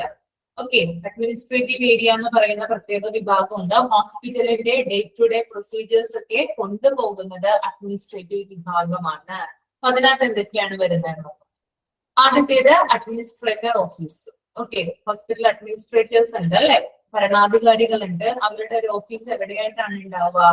OPD അഡ്മിനിസ്ട്രേറ്റീവ് ഏരിയയിലായിട്ടാണ് ഉണ്ടാവുക കേട്ടോ, അഡ്മിനിസ്ട്രേറ്റീവ് ഓഫീസ്. രണ്ടാമത്തേത് പബ്ലിക് റിലേഷൻ ഓഫീസ്. നിങ്ങൾ കേട്ടിട്ടുണ്ടാവും PRO എന്ന് പറയുന്ന ആളല്ലേ? പേഷ്യന്റും അതുപോലെ തന്നെ ഹോസ്പിറ്റലിനും ഇടയിൽ ഒരു തേർഡ് പാർട്ടി അല്ലെങ്കിൽ എന്താ പറയാ ഒരു മിഡിൽ ആയിട്ട് നിൽക്കുന്ന ആളിനെയാണ് എന്ത് പറയുന്നത്? PRO എന്ന് പറയുന്നത് കേട്ടോ. നമ്മൾക്ക് ഇപ്പോൾ ഹോസ്പിറ്റലിൽ എന്തെങ്കിലും ഒരു ഇഷ്യൂ അല്ലെങ്കിൽ പ്രോബ്ലം ആയിട്ട് നമ്മള് ആദ്യം സമീപിക്കുന്നത് ഇദ്ദേഹത്തെയാണ്. ഫോർ എക്സാമ്പിൾ ഇപ്പൊ പറയുകയാണെങ്കിൽ ഒരു പേഷ്യന്റ് ക്രിട്ടിക്കൽ കണ്ടീഷനിലാണ്, അയാൾക്ക് ആ ഒരു ഹോസ്പിറ്റലില് ചികിത്സ കൊടുക്കാനുള്ള സൗകര്യമില്ല. പേഷ്യന്റിനെ എത്രയും പെട്ടെന്ന് ഷിഫ്റ്റ് ചെയ്യണമെന്നാണ് ആ ഹോസ്പിറ്റൽ നമ്മളോട് പറയുന്നത്. പക്ഷെ ഷിഫ്റ്റ് ചെയ്യുന്നതിന് നമുക്ക് ചില ബുദ്ധിമുട്ടുകളുണ്ട്. ഓക്കെ, അപ്പൊ അതുമായിട്ട് നമ്മൾ ആ ഡോക്ടറുമായിട്ടോ അല്ലെങ്കിൽ ആ ഒരു ഡിപ്പാർട്ട്മെന്റുമായിട്ടോ എന്തെങ്കിലും തർക്കം ഉണ്ടാവുകയാണെങ്കിൽ അതിനിടയിൽ നിന്ന് നമ്മുടെ കാര്യങ്ങൾ പരിഹരിക്കുന്ന ആളാണ് ആര്? PRO എന്ന് പറയുന്നത്. ഓക്കെ, അപ്പൊ PROയുടെ ഓഫീസ് ഇരിക്കുന്നത് അഡ്മിനിസ്ട്രേറ്റീവ് ഏരിയയുടെ ഭാഗമായിട്ടാണ്. Next accounts. ഹോസ്പിറ്റലിന്റെ അക്കൗണ്ട്സ്, അതായത് അവിടുത്തെ പണമിടപാടുകളും കാര്യങ്ങളൊക്കെ നടത്തുന്നതിന്റെ പണമിടപാടിന്റെ എല്ലാ തരം അക്കൗണ്ടുകളും മറ്റും ഇതാക്കുന്നത് ആ ഒരു അഡ്മിനിസ്ട്രേറ്റീവ് ഏരിയയുടെ ഭാഗമായിട്ടാണ്. Next billing. ഓക്കെ, ബില്ലിങ്ങുകളും കാര്യങ്ങളൊക്കെ നടക്കുന്നത് അഡ്മിനിസ്ട്രേറ്റീവ് ഏരിയയുടെ ഭാഗമായിട്ടാണ്. ടോട്ടൽ ഹോസ്പിറ്റലിലെ ടോട്ടൽ ആണ് ഞാൻ പറയുന്നത്. എല്ലാ ഏരിയയിലും ഡിപ്പാർട്ട്മെന്റുകളിലും ബില്ലിങ് നടക്കുന്നുണ്ട്. പക്ഷെ ആ ഹോസ്പിറ്റലിലെ ടോട്ടൽ എന്താ പറയാ ഹോസ്പിറ്റലിലെ നടത്തിപ്പിന് ആവശ്യമായിട്ടുള്ള കാര്യങ്ങളൊക്കെ അതിന്റെ തുകയും മറ്റും എമൗണ്ടും കാര്യങ്ങളൊക്കെ എന്താണ് ബില്ല് ചെയ്യുന്നതൊക്കെ എവിടെ വെച്ചിട്ടാണ്? അത് അഡ്മിനിസ്ട്രേറ്റീവ് ഏരിയയിൽ വെച്ചിട്ടാണ് ചെയ്യുന്നത്. അതുപോലെ തന്നെ സെക്യൂരിറ്റി. ഓക്കെ, സെക്യൂരിറ്റീസ് അവിടെ കാണാനുണ്ടാവും. അഡ്മിനിസ്ട്രേറ്റീവ് ഏരിയയിൽ സെക്യൂരിറ്റീസ് ഉണ്ടാവും. കാരണം എന്താ, ധാരാളം രേഖകളും മറ്റും മെയിൻറ്റെയിൻ ചെയ്ത് കൊണ്ടുപോകുന്നത് ഈ ഒരു അഡ്മിനിസ്ട്രേറ്റീവ് ഏരിയയുടെ ഭാഗമായിട്ടാണ്. അപ്പോൾ സെക്യൂരിറ്റി എന്താ പറയാ, നമുക്ക് അവൈലബിൾ ആയിരിക്കുള്ളൂ. Next transport. ട്രാൻസ്പോർട്ട് എന്ന് പറയുന്നത് ഇപ്പോ എന്ത് തരം, അതായത് ഇപ്പൊ രോഗിക്ക് പെട്ടെന്ന് തന്നെ ഒരു എന്താ പറയാ വണ്ടി വേണം, അല്ലെങ്കിൽ ഒരു ആംബുലൻസ് വേണം, അല്ലെങ്കിൽ ഒരു എന്താ പറയാ ഓട്ടോറിക്ഷ വേണം, അങ്ങനെയുള്ള വാഹന സൗകര്യങ്ങളൊക്കെ ഉള്ളത്, അതിനുള്ള അറേഞ്ച്മെന്റ് ഒക്കെ ചെയ്യുന്നത് അഡ്മിനിസ്ട്രേറ്റീവ് ഏരിയയുടെ ഭാഗമായിട്ടാണ്. Okay, next store room. Okay, ഇപ്പൊ മരുന്നുകളൊക്കെ മറ്റും സൂക്ഷിച്ചു വെക്കുന്നത്, അതുപോലെ തന്നെ ഡോക്ടേഴ്സിന്റെ ഇതൊക്കെ സൂക്ഷിച്ചു വെക്കുന്നതൊക്കെ എവിടെയാണ്? സ്റ്റോർ റൂമിന്റെ ഭാഗമായിട്ട് വരുന്നതാണ് കേട്ടോ. Another one is clinical area. Clinical area എന്ന് പറയുന്നത് നമുക്കറിയാം, അതിനകത്ത് ആദ്യം വരുന്നത് കൺസൾട്ടേഷൻ ആണ്. കൺസൾട്ടേഷൻ എന്നൊക്കെ അറിയാലോ, ഡോക്ടറുമായിട്ട് കൺസൾട്ട് ചെയ്യുന്നത്. ഡോക്ടറുടെ റൂം, കൺസൾട്ടേഷൻ റൂം ഇരിക്കുന്നത് ക്ലിനിക്കൽ ഏരിയയുടെ ഭാഗമായിട്ടാണ്. അടുത്തത് എക്സാമിനേഷൻ റൂം. ഇപ്പൊ ഞാൻ നേരത്തെ പറഞ്ഞു, നമ്മളൊന്ന് എക്സാമിൻ ചെയ്യാൻ, ഇപ്പൊ ഒരു ഇഞ്ചക്ഷൻ ഒക്കെ തന്നിട്ട് എന്ത് ചെയ്യാണ്, നമ്മൾ കുറച്ചു നേരമൊക്കെ ഇരുത്തുകയാണ് അല്ലെ, അത് എക്സാമിനേഷൻ റൂമാണ്. അതുപോലെ തന്നെ നമ്മുടെ BP ഒക്കെ ഒന്ന് ചെക്ക് ചെയ്യാണ്, അതൊക്കെ എവിടെ വെച്ചിട്ടാണ് ചെയ്യുന്നത്? എക്സാമിനേഷൻ റൂമിൽ വെച്ചിട്ടാണ് ചെയ്യുന്നത്. അത് ക്ലിനിക്കൽ ഏരിയയുടെ ഭാഗമായിട്ട് വരുന്നതാണ്. Next is dressing room. നമുക്ക് എന്തെങ്കിലും പരിക്കൊക്കെ പറ്റുവാണെങ്കിൽ അതിനുള്ള ഡ്രസ്സ്, നമ്മുടെ കാലൊക്കെ എന്താണ് ഡ്രസ്സിംഗ് ചെയ്യണമെങ്കിൽ, ഡ്രസ്സിംഗ് ചെയ്യണമെങ്കിൽ അതിനുള്ള റൂം എന്താണ്? അവിടെയാണ്, ക്ലിനിക്കൽ ഏരിയയിലാണ് ഉള്ളത്. ഇനി ഫിസിയോതെറാപ്പി ചെയ്യാനുള്ള സൗകര്യവും ക്ലിനിക്കൽ ഏരിയയിലാണ് ഉള്ളത്. അതുപോലെ തന്നെ ബ്ലഡ് ബാങ്ക്. ഓക്കെ, ബ്ലഡ് ബാങ്കും ക്ലിനിക്കൽ ഏരിയയുടെ ഭാഗമായിട്ടാണ് വരുന്നത്. അതുപോലെ റേഡിയോളജി, MRI ഒക്കെ എടുക്കുന്ന റേഡിയോളജി എവിടെയാ വരിക? അത് ക്ലിനിക്കൽ ഏരിയയുടെ ഭാഗമായിട്ടാണ് വരിക. ഓക്കെ, നമ്മള് പേഷ്യന്റ് ഏരിയ നോക്കി, അഡ്മിനിസ്ട്രേറ്റീവ് ഏരിയ നോക്കി, ക്ലിനിക്കൽ ഏരിയ നോക്കി. പ്രധാനപ്പെട്ട ടേബിൾ ആണ്, അങ്ങനെ തന്നെ എന്ത് ചെയ്യുക, പഠിച്ചു വെക്കുക.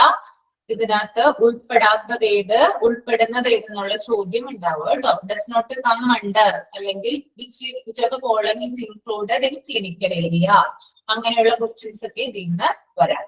ഓക്കെ, ടേബിൾ എന്ത് ചെയ്യാ, പഠിച്ചു വെക്കുക കേട്ടോ. ഓക്കെ, നെക്സ്റ്റ് ഒന്ന് നോക്കി നിങ്ങള്, flow pattern of climbs in an OPD. ഞാൻ നേരത്തെ പറഞ്ഞല്ലേ, യൂണി ഡയറക്ഷണൽ ഫ്ലോ എന്ന് പറയുന്ന കാര്യം ഈ കാണുന്ന ആ ഒരു ഫ്ലോ ചാർട്ട് പോലെ കാണപ്പെടുന്നതാണ് കേട്ടോ. ഓക്കെ, എങ്ങനെയാണ് ക്ലൈംസ് OPD സന്ദർശിക്കുന്നത്? ക്ലൈംസിന്റെ ഒഴുക്ക് അല്ലെങ്കിൽ ആ ഒരു ഫ്ലോ എങ്ങനെയാണ് നമ്മൾ ചിത്രീകരിക്കുന്നത് എന്നാണ് ഇവിടെ ആ ഒരു പാറ്റേൺ കൊടുത്തിരിക്കുന്നത് കേട്ടോ. എല്ലാരും പാറ്റേൺ കണ്ടോ? പാറ്റേൺ കണ്ടോ നിങ്ങള്? കാണുന്നുണ്ടോ? ഓക്കെ ഓക്കെ, അപ്പൊ നിങ്ങൾ നോക്കി, ഫസ്റ്റ് നമ്മൾ എന്താ ചെയ്യുന്നേ? ക്വസ്റ്റ്യൻസ് ഒക്കെ പറഞ്ഞു തരാം കേട്ടോ, ഡോണ്ട് വറി, എല്ലാം പറഞ്ഞു തരാം. ഓക്കെ, ആദ്യം നമ്മൾ എന്ത് ചെയ്യുന്നു? Flow patterns of climbs in OPD. ആദ്യം എൻക്വയറി അല്ലെ, നമ്മളൊരു ഹോസ്പിറ്റലിലേക്ക് വരുന്നു, നമ്മൾ ആദ്യം എൻക്വയർ ചെയ്യും. ഓക്കെ, നിങ്ങൾ തന്നെ ഒരു ഹോസ്പിറ്റലിൽ വരുമ്പോ എന്താ ചെയ്യാ? ഇന്ന ഡോക്ടർ ഉണ്ടോ എന്ന് നമ്മൾ അന്വേഷിക്കൂലേ? ഇല്ലേ, ഇന്ന ഡോക്ടർ ഉണ്ടോ എന്ന് നമ്മൾ അന്വേഷിക്കും. അദ്ദേഹം എത്ര സമയം വരെയാണ് ഹോസ്പിറ്റലിൽ ഉണ്ടാവുക എന്ന് അന്വേഷിക്കും അല്ലെ. അപ്പൊ അതിനെയാണ് നമ്മൾ എന്ത് പറയുന്നത്? എൻക്വയറി എന്നതുകൊണ്ട് ഉദ്ദേശിക്കുന്നത്. ഓക്കെ, നമ്മൾക്ക് ആവശ്യമുള്ള ഡോക്ടേഴ്സ് അവിടെ അവൈലബിൾ ആവുന്നുണ്ടോ എന്ന് നമ്മൾ തിരക്കുന്നതിനെയാണ് എന്ത് പറയുന്നത്? എൻക്വയറി എന്ന് ഉദ്ദേശിക്കുന്നത് കേട്ടോ. Okay, next is registration. Okay, നമ്മൾക്ക് ആവശ്യമുള്ള ഡോക്ടർ അവിടെ അവൈലബിൾ ആണ്, അപ്പൊ നമ്മൾ എന്ത് ചെയ്യും? പെട്ടെന്ന് തന്നെ രജിസ്ട്രേഷൻ ചെയ്യും അല്ലെ.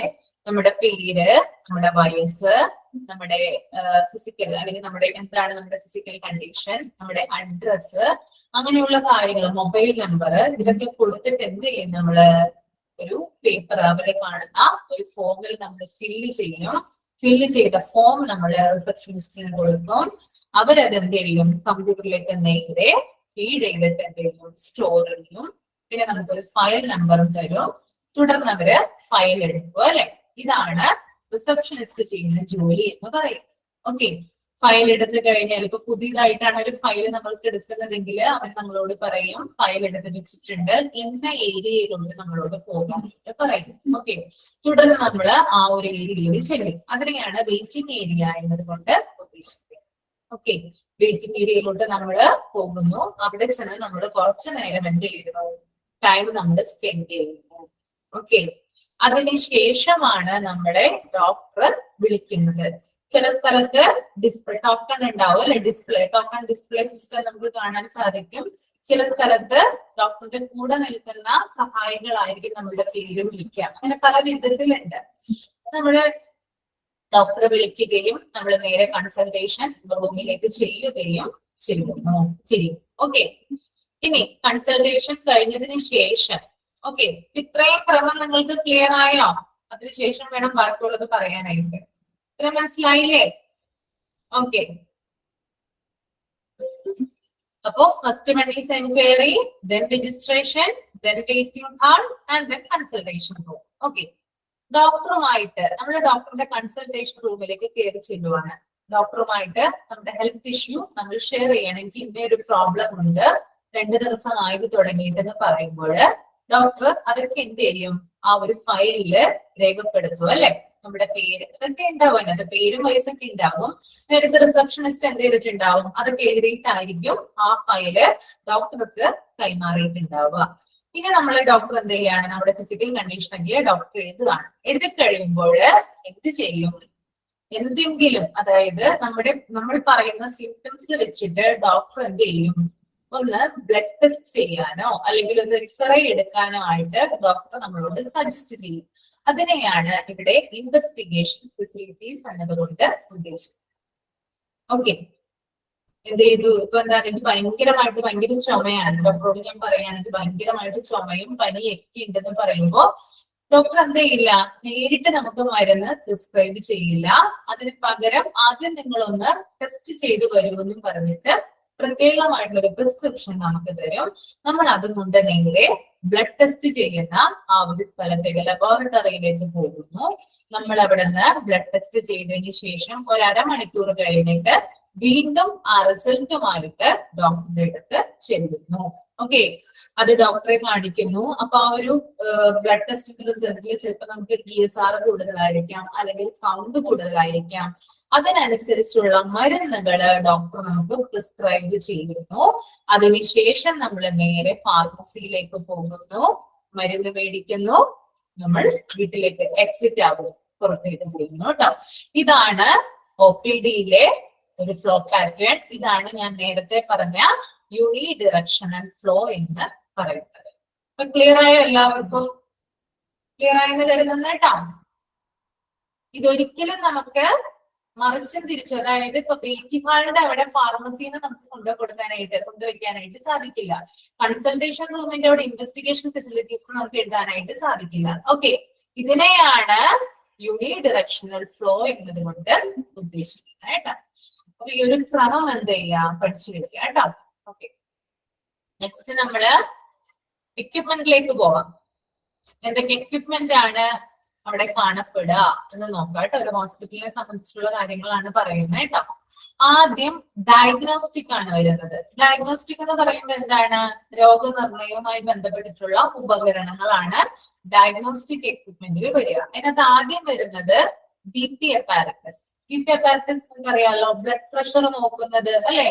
നമ്മുടെ കയ്യിൽ ഒരു സാധനം ഒട്ടിച്ചിങ്ങനെ വെക്കും, എന്ത് ചെയ്യും, ഇങ്ങനെ നമ്മുടെ പ്രഷർ ഇങ്ങനെ കയറി പോകുന്നതും താഴ്ന്നു പോകുന്നതും നമുക്ക് ആ ഒരു ഇതിലൂടെ അപ്പാരറ്റസിലൂടെ കാണാനായിട്ട് സാധിക്കും അല്ലെ. അതിനെയാണ് എന്ത് പറയുന്നത്, BP അപ്പാരറ്റസ് എന്ന് പറയുന്നത്. നമ്മുടെ ബ്ലഡ് പ്രഷർ നോക്കുന്നതാണ് കേട്ടോ അത്. Okay, next endoscope. എൻഡോസ്കോപ്പ് എന്ന് പറയുന്ന ഒരു എക്യുപ്മെന്റ് എൻഡോസ്കോപ്പി ചെയ്യാനാണ് നമ്മൾ യൂസ് ചെയ്യുക. ഓക്കെ, എൻഡോസ്കോപ്പി എന്ന് പറയുന്നത് എന്താ, നമ്മുടെ അബ്ഡോമിനൽ അല്ലെ, നമ്മുടെ വയറിന്റെ ഭാഗം, അവിടുത്തെ എന്തെങ്കിലും അബ്നോർമാലിറ്റീസ്, എന്തെങ്കിലും ഒരു ഡാമേജോ അല്ലെങ്കിൽ എന്തെങ്കിലും ഒരു അബ്നോർമൽ ആയിട്ട് നമുക്ക് എന്തെങ്കിലും ഒരു ബുദ്ധിമുട്ട് അനുഭവപ്പെടുവാണെങ്കിൽ സർജറീസിന്റെ ഒരു ആവശ്യമില്ലാതെ, സർജറീസിന്റെ തന്നെ ഒന്നും ആവശ്യമില്ലാതെ ഒരു ഗ്യാസ്ട്രോ ഫിസിഷ്യന്റെ ഹെൽപ്പോട് കൂടി നമ്മുടെ വയറിനകത്തേക്ക് ക്യാമറ ഘടിപ്പിച്ച ഒരു ട്യൂബ് കടത്തിവിടുന്നതിനെയാണ് എന്ത് പറയുന്നത്? എൻഡോസ്കോപ്പ് എന്ന് പറയുന്നത്. എൻഡോസ്കോപ്പി എന്ന് പറയുന്നത് കേട്ടോ. എൻഡോസ്കോപ്പി ചെയ്യാനായിട്ട് നമ്മൾ ഉപയോഗിക്കുന്ന എക്യുപ്മെന്റിനെയാണ് എൻഡോസ്കോപ്പ് എന്ന് പറയുന്നത്. ഓക്കെ, എൻഡോസ്കോപ്പി എന്ന് പറയുന്നത് നമ്മുടെ വയറിനകത്തെയും അബ്നോർമാലിറ്റീസ് കണ്ടുപിടിക്കുന്നതിനായിട്ട് അതിന്റെ വീഡിയോ നമുക്ക് കാണാനായിട്ട് സാധിക്കും. ഓക്കെ, ഡോക്ടർ നമുക്ക് കാണിച്ചു തരും നമ്മുടെ വയറിന്റെ ഉള്ളിലെ ഭാഗം ഗ്യാസ്ട്രോഫിസിഷ്യന്റെ ഹെൽപ്പോട് കൂടിയിട്ടാണ് എന്ത് ചെയ്യുന്നത്? ഇത് ചെയ്യുന്നത്. നമുക്കിപ്പോ ഗ്യാസ്, അതായത് നമുക്ക് അസിഡിറ്റിയുടെ പ്രോബ്ലംസ് കൂടുതലായിട്ടുള്ള ആളുകളാണെങ്കിൽ എന്തായാലും ഡോക്ടർ ഒരു ഗ്യാസ്ട്രോഫിസിഷ്യനെ നിങ്ങൾ കാണിച്ചു കഴിഞ്ഞാല് 2 ആഴ്ചത്തേക്കാണ് മരുന്ന് തരിക. അത് കഴിഞ്ഞതിന് ശേഷം കുറഞ്ഞില്ലെങ്കിൽ എൻഡോസ്കോപ്പി ചെയ്യാൻ ഡോക്ടർ സജസ്റ്റ് ചെയ്യും. അപ്പൊ എന്തൊക്കെയാണ് നമ്മുടെ ആ ഒരു എന്താ പറയാ ആമാശയത്തിന്റെ ഭാഗം, ആ വയറിനുള്ളിലെ എല്ലാ കാര്യങ്ങളും നമുക്ക് കാണാനായിട്ട് സാധിക്കും. അതിനുശേഷമാണ് എന്ത് ചെയ്യുന്നത്? ട്രീറ്റ്മെന്റ് സ്റ്റാർട്ട് ചെയ്യുന്നത്. അപ്പൊ എൻഡോസ്കോപ്പി ചെയ്യുന്നത് എൻഡോസ്കോപ്പ് എന്ന് പറയുന്ന എക്യുപ്മെന്റിന്റെ സഹായത്തോടു കൂടിയാണ്. Okay, next is portable x-ray. Portable x-ray എന്നതുകൊണ്ട് ഉദ്ദേശിക്കുന്നത് movable. Okay, portable means movable ആണ്. അതായത് നമ്മളിപ്പോ എക്സ്റേ ഒക്കെ എടുക്കുമ്പോൾ എക്സ്റേ യൂണിറ്റ് ഉണ്ടല്ലോ, ആ ഒരു ഭാഗത്തോട്ട് നമ്മൾ ചെല്ലണം അല്ലെ. നമ്മുടെ ഇപ്പോ ലെൻസ്, നമ്മുടെ ഇപ്പോ ശ്വാസകോശവുമായി ബന്ധപ്പെട്ടിട്ടുള്ള എന്തെങ്കിലും നമുക്ക് അസുഖങ്ങൾ വരികയാണെങ്കിൽ ആ ഒരു എക്സ്റേ ഒക്കെ എടുക്കണമെങ്കിൽ നമ്മൾ അങ്ങോട്ട് ചെല്ലണം. പക്ഷെ പോർട്ടബിൾ എക്സ്റേ എന്ന് പറഞ്ഞാല് രോഗി കിടക്കുന്ന സ്ഥലത്തേക്ക് എന്ത് ചെയ്യാം? ഈ എക്സ്റേ കൊണ്ടുവരാം. ഓക്കെ, അങ്ങനെയുള്ള ഒരു ഉപകരണമാണ് എന്ത്? പോർട്ടബിൾ എക്സ്റേ എന്നതുകൊണ്ട് ഉദ്ദേശിക്കുന്നത് കേട്ടോ. രോഗി എവിടെയാണോ ഉള്ളത് അവിടെ ചെന്നിട്ട് എന്തെടുക്കാം? നമുക്ക് എക്സ്റേ എടുക്കാം. അതുപോലെ തന്നെയാണ് പോർട്ടബിൾ USG. അൾട്രാസൗണ്ട് ഒക്കെ എടുക്കണമെങ്കിൽ എന്ത് ചെയ്യാം? നമുക്ക് ഈ ഒരു ഉപകരണം പോർട്ടബിൾ USG കൊണ്ട് രോഗിയുടെ അടുത്ത് ചെല്ലാം. അതിന്റെ സഹായത്തോടു കൂടി നമുക്ക് രോഗിക്ക് എന്ത് ചെയ്യാം? സ്കാൻ ചെയ്യാം. ഓക്കെ, അതുപോലെ തന്നെ എക്കോ, നമ്മുടെ ഹാർട്ടുമായി ബന്ധപ്പെട്ടിട്ടുള്ള കാര്യങ്ങൾ, ഹാർട്ട് ബീറ്റുമായി ബന്ധപ്പെട്ടിട്ടുള്ള കാര്യങ്ങളൊക്കെ കൂടുതൽ അറിയാൻ വേണ്ടിയിട്ടാണ് എന്ത് ചെയ്യുന്നത്? എക്കോ ഡോക്ടർ സജസ്റ്റ് ചെയ്യുന്നത്. ഓക്കെ, ഇപ്പൊ ഡയഗ്നോസ്റ്റിക് എക്യുപ്മെന്റുകൾ വരുന്നത് BP അപ്പാരറ്റസ്, എൻഡോസ്കോപ്പ്. എൻഡോസ്കോപ്പ് എന്താണെന്ന് അറിഞ്ഞിരിക്കുക കേട്ടോ. എൻഡോസ്കോപ്പ് ചെയ്യാനാണ് portable x-ray, portable USG and echo. Clear ആണോ? ക്ലിയർ ആണ് അല്ലെ? ഓക്കെ, നെക്സ്റ്റ് തെറാപ്യൂറ്റിക് കേട്ടോ. തെറാപ്യൂറ്റിക് അതുകൂടി പറഞ്ഞിട്ട് നമുക്ക് ക്ലാസ് വൈൻഡ് അപ്പ് ചെയ്യാം. തെറാപ്യൂറ്റിക് അതായത് ചികിത്സാ സംബന്ധമായിട്ടുള്ള ഉപകരണങ്ങൾ എന്തൊക്കെയാണെന്നാണ് പറയുന്നത്. First one is nebuliser. Nebuliser എന്ന് പറഞ്ഞാൽ എന്താണ്? ഇപ്പൊ നമുക്ക് ബ്രീതിങ് ഡിഫിക്കൽട്ടി ഒക്കെ വരികയാണെങ്കിൽ, ശ്വാസമുട്ടൊക്കെ വരികയാണെങ്കിൽ എന്താണ് ഹോസ്പിറ്റലിൽ നിന്ന് അപ്പൊ തന്നെ നമുക്ക് സജസ്റ്റ് ചെയ്യുന്ന എന്താണ്? എന്ത്? നമ്മൾക്ക് നെബുലൈസ് ചെയ്യുക അല്ലെ, ആവി പിടിക്കാന്ന് പറയോ അല്ലെ. ഇങ്ങനൊരു സാധനം നമ്മുടെ എന്താ പറയാ നെബുലൈസർ ഇങ്ങനെ വെച്ചിട്ട് കുറെ നേരം എന്ത് ചെയ്യും? നമ്മളെ ആവി പിടിപ്പിക്കും അല്ലെ. അതായത് ആ ശ്വാസമുട്ടിന് ഒരു കുറവ് അനുഭവപ്പെടാം കുറച്ചു നേരത്തേക്ക്. അതിനാണ് നമ്മൾ എന്ത് ചെയ്യുന്നത്? നെബുലൈസർ ചെയ്യുന്നത്, നെബുലൈസ് ചെയ്യുന്നത്. രണ്ടാമത്തത് ലാറിംഗോസ്കോപ്പ് ആണ്. ലാറിംഗോസ്കോപ്പ് എന്ന് പറയുന്നത് ലാറിംഗോസ്കോപ്പി ചെയ്യുന്ന ഉപകരണത്തിന്റെ പേരാണ്. ഞാൻ നേരത്തെ പറഞ്ഞു എൻഡോസ്കോപ്പി എന്ന് പറയുന്നത് എൻഡോസ്കോപ്പ് എന്ന് പറയുന്ന ഉപകരണത്തിന്റെ സഹായത്തോടുകൂടി ചെയ്യുന്നതാണ്. വയറിനുള്ളിലെ അബ്നോർമാലിറ്റീസ് കണ്ടുപിടിക്കാനാണ് നമ്മൾ അത് ചെയ്യുന്നത്. എന്നാൽ ലാറിംഗോസ്കോപ്പ് നമ്മൾ ചെയ്യുന്നത് നമ്മുടെ തൊണ്ടയുടെ ഭാഗത്തുള്ള അബ്നോർമാലിറ്റീസ് കണ്ടുപിടിക്കാനാണ്. ഓക്കെ, ഇപ്പൊ ഫോർ എക്സാമ്പിള് നമ്മുടെ വോക്കൽ കോഡിന് എന്തെങ്കിലും, ഞാൻ നേരത്തെ പറഞ്ഞല്ലോ, വോക്കൽ കോഡിന് എന്തെങ്കിലും പ്രശ്നങ്ങൾ ഉണ്ടെങ്കിൽ, സൗണ്ടുമായി ബന്ധപ്പെട്ട എന്തെങ്കിലും പ്രശ്നങ്ങളൊക്കെ നമ്മൾക്ക് വരികയാണെങ്കിൽ, അല്ലെങ്കിൽ നമ്മുടെ തൊണ്ടയിൽ എന്തെങ്കിലും തടഞ്ഞു നിൽക്കുന്നത് പോലെയൊക്കെ തോന്നുവാണെങ്കിൽ ഡോക്ടർ നമ്മൾക്ക് സജസ്റ്റ് ചെയ്യുന്ന ഒന്നാണ് എന്ത്? ലാറിംഗോസ്കോപ്പ് എന്ന് പറയുന്നത് കേട്ടോ. ലാറിംഗോസ്കോപ്പി എന്ന് പറയുന്നത്, ലാറിംഗോസ്കോപ്പ് എന്ന് പറയുന്ന ഒരു ഉപകരണമാണ്, ഒരു കമ്പി പോലുള്ള ഒരു ഉപകരണമാണ്. ആദ്യം നമ്മുടെ വായില് ഒരു സ്പ്രേ അടിക്കും.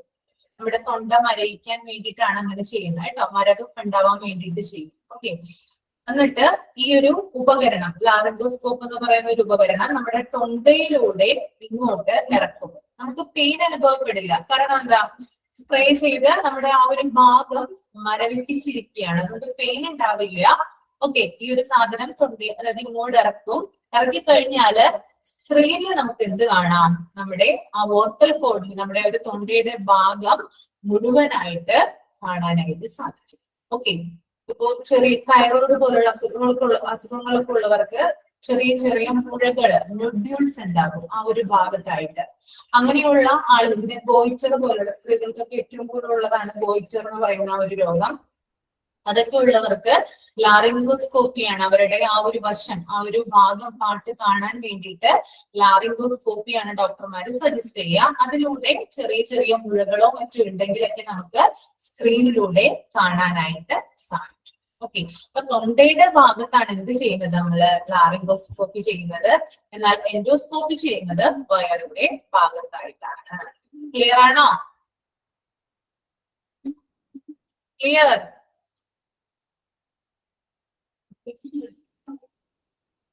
ഓക്കെ ഓക്കെ, അപ്പോ മൈക്ക് ഓൺ ആക്കാം. എന്തെങ്കിലും ഡൗട്ട് ഉണ്ടെങ്കിൽ ചോദിക്കാം കേട്ടാ.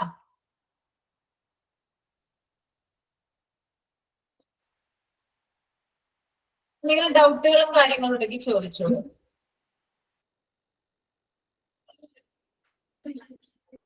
എല്ലാവർക്കും ക്ലിയർ ആയോ? ഡൗട്ട് ഒന്നുമില്ലേ നിങ്ങൾക്ക്? ലൊക്കേഷൻ ഓഫ് OPD-യിലെ ലാസ്റ്റ് 4ാമത്തെ പോയിന്റ് ഒന്ന് പറയോ? ആ, 4ാമത്തെ ഭാഗം അല്ലെ. സ്കോപ്പ് ഓഫ് എക്സ്പാൻഷൻ എന്ന് പറഞ്ഞാല് വളരെ വിശാലമായിട്ടുള്ള വിസ്തൃതിയുള്ള ഏരിയയാണെന്ത് OPD എന്ന് പറയുന്നത്. അതാണ് ഉദ്ദേശിക്കുന്നത് കേട്ടോ. ലാറിംഗോസ്കോപ്പ് എന്ന് പറഞ്ഞാല് ലാറിംഗോസ്കോപ്പി ചെയ്യുന്ന ഒരു ഉപകരണത്തെയാണ് നമ്മൾ ലാറിംഗോസ്കോപ്പ് എന്ന് പറയുന്നത്. നമ്മുടെ തൊണ്ടയുടെ ഉള്ളിലെ അബ്നോർമാലിറ്റീസ് കണ്ടുപിടിക്കാൻ വേണ്ടിയിട്ടാണ് ഈ ഒരു കാര്യം ഡോക്ടർ സജസ്റ്റ് ചെയ്യുന്നത്. മീൻസ് നമ്മുടെ തൊണ്ടയുടെ ഉള്ളില് എന്താ പറയാ തൈറോയിഡിന്റെ മുഴകൾ കാണപ്പെടുകയോ അല്ലെങ്കിൽ വോക്കൽ കോഡിൽ എന്തെങ്കിലും നൊഡ്യൂൾസ് കാണപ്പെടുകയോ ഒക്കെ ചെയ്താല് അല്ലെങ്കിൽ അങ്ങനെയുള്ളൊരു ഡൗട്ട് ഡോക്ടർക്ക് തോന്നിയാല് എന്താണ് നോർമലി സജസ്റ്റ് ചെയ്യുന്ന ഒന്നാണ് ലാറിംഗോസ്കോപ്പി. ആദ്യം നമ്മുടെ വായുടെ ഉള്ളിൽ സ്പ്രേ അടിക്കും. സ്പ്രേ അടിച്ചു കഴിഞ്ഞാല് നമ്മുടെ ആ ഒരു ഭാഗം ഇവിടം തൊട്ട് ഇവിടം വരെയുള്ള ഒരു ഭാഗം മരവിച്ചിട്ടിരിക്കും. മരവിപ്പിക്കുന്നതാണ് ആ സ്പ്രേ അടിക്കുന്നത്. അതിനുശേഷം ഈ ലാറിംഗോസ്കോപ്പ് ഉപയോഗിച്ച് വായ്ക്കുള്ളിലേക്ക് കടത്തും. അതിലൂടെ നമുക്ക് എന്ത് ചെയ്യാൻ പറ്റും? നമ്മുടെ ആ തൊണ്ടയുടെ ഭാഗം എന്ത് ചെയ്യാൻ പറ്റും? അതായത് സ്ക്രീനില് കാണാനായിട്ട് സാധിക്കും. ഓക്കെ, ഈ എൻഡോസ്കോപ്പിലും അതുപോലെ തന്നെ ലാറിംഗോസ്കോപ്പിലും ആ ഒരു ഞാൻ പറഞ്ഞു പ്രത്യേകതപരം ഒരു ട്യൂബാണ്. അതിൽ ക്യാമറ ഘടിപ്പിച്ചിട്ടുണ്ടാവും. ആ ക്യാമറയുടെ സഹായത്തോടു കൂടിയാണ് നമുക്ക് സ്ക്രീനില് വിഷ്വൽസ് കാണാനായിട്ട് സാധിക്കും. ഓക്കെ, പോർട്ടബിൾ USG എന്ന് പറഞ്ഞാൽ അൾട്രാസൗണ്ട് സ്കാൻ നമ്മൾ ഓരോ സ്ഥലത്ത് അവിടെ ചെന്നിട്ടാണ് നമ്മൾ ചെയ്യുന്നത് അല്ലെ. പക്ഷെ രോഗി കിടക്കുന്ന സ്ഥലത്തേക്ക് ആ ഒരു പോർട്ടബിൾ USG കൊണ്ടുവന്നു കഴിഞ്ഞാല് രോഗിക്ക് എവിടെയും പോകണ്ട, അവിടെ വെച്ച് തന്നെ എന്ത് ചെയ്യാം? സ്കാൻ ചെയ്യാനായിട്ട് സാധിക്കും. അതാണ് പോർട്ടബിൾ USG. ബ്രോങ്കോസ്കോപ്പ് ഞാൻ പറഞ്ഞിട്ടില്ല, അടുത്ത ക്ലാസ്സിൽ പറയുള്ളൂ കേട്ടോ. മുകളിലത്തെ ടോപ്പിക്കിൽ കൂടി പറഞ്ഞു തരുമോ? പ്രിവെന്റീവ് എന്താണ്? The scope of OPD includes the following എന്ന് പറഞ്ഞിട്ടുള്ള പോർഷനിലത്തെ 2ാമത്തെ പോയിന്റ് ഒന്നുകൂടി പറയോ? 2ാമത്തെ പോയിന്റോ? പ്രിവെന്റീവ് ആണോ അൺപ്രൊമോട്ടീവ്? അതായത് രോഗിക്ക് വേണ്ടിയിട്ടുള്ള, അതായത് ഹെൽത്തുമായി ബന്ധപ്പെട്ടുള്ള അവയർനെസ് രോഗിക്ക് കൊടുക്കുകയാണ് ചെയ്യുന്നത്. ഇപ്പൊ എന്തെങ്കിലും രോഗങ്ങൾ വരുന്നതിന് മുമ്പായിട്ട് അതിനെ തടയാൻ വേണ്ടിയിട്ടുള്ള കാര്യങ്ങൾ രോഗിക്ക് ചെയ്തു കൊടുക്കുന്നു, അതായത് പറഞ്ഞു കൊടുക്കുന്നു. അതുപോലെ തന്നെ രോഗിയുടെ ആരോഗ്യത്തിന്റെ പ്രമോഷൻ, ആ ഒരു എന്താ പറയാ പ്രമോഷന് വേണ്ടിയിട്ടുള്ള കാര്യങ്ങൾ പറഞ്ഞു കൊടുക്കുന്നു. അതിനകത്ത് ഉൾപ്പെടുന്നതാണ് ഡയബറ്റിക് ക്ലിനിക്കും ആന്റിനേറ്റൽ ക്ലിനിക് എന്ന് പറഞ്ഞാല്. ഡയബറ്റിക് എന്ന് പറഞ്ഞാല് നമ്മുടെ പ്രമേഹപരമായിട്ടുള്ള ക്ലിനിക്കുകളും ഹോസ്പിറ്റൽ അവൈലബിൾ ആണ്. അതുപോലെ തന്നെ ആന്റിനേറ്റൽ എന്ന് പറഞ്ഞാല് പ്രസവാനന്തരപരമായിട്ട് അമ്മയും കുഞ്ഞിനും അവർക്ക് 2 പേർക്കും എന്താണ് അവരുടേതായിട്ടുള്ള എന്താ പറയാ ഇപ്പൊ അവരുടെ ആരോഗ്യത്തിന് വേണ്ടിയിട്ടുള്ള കാര്യങ്ങൾ ചെയ്തു കൊടുക്കാൻ വേണ്ടിയിട്ടുള്ള ക്ലിനിക്കാണ് ആന്റിനേറ്റൽ എന്നതുകൊണ്ട് ഉദ്ദേശിക്കുന്നത്. ഓക്കെ,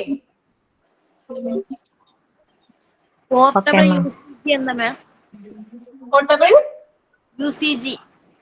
USG അല്ലേ? അത് സ്കാൻ ചെയ്തതാണ് മോളെ. നമ്മളിപ്പോ ഈ സ്ഥലത്ത് ചെന്നിട്ടല്ലേ നമ്മൾ സ്കാൻ ചെയ്യുന്നത്.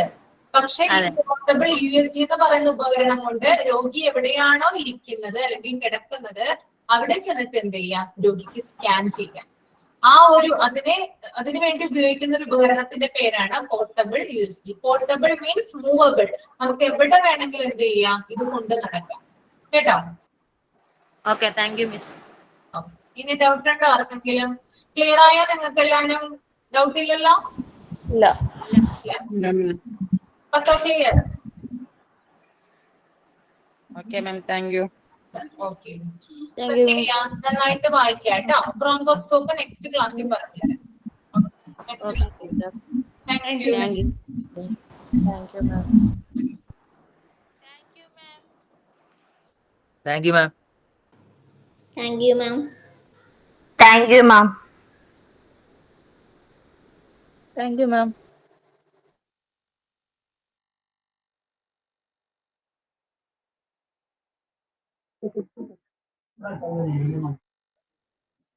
ശരിയാലോ. ബുദ്ധി എന്തെന്ന് നമുക്ക് നേരത്തെ തന്നാ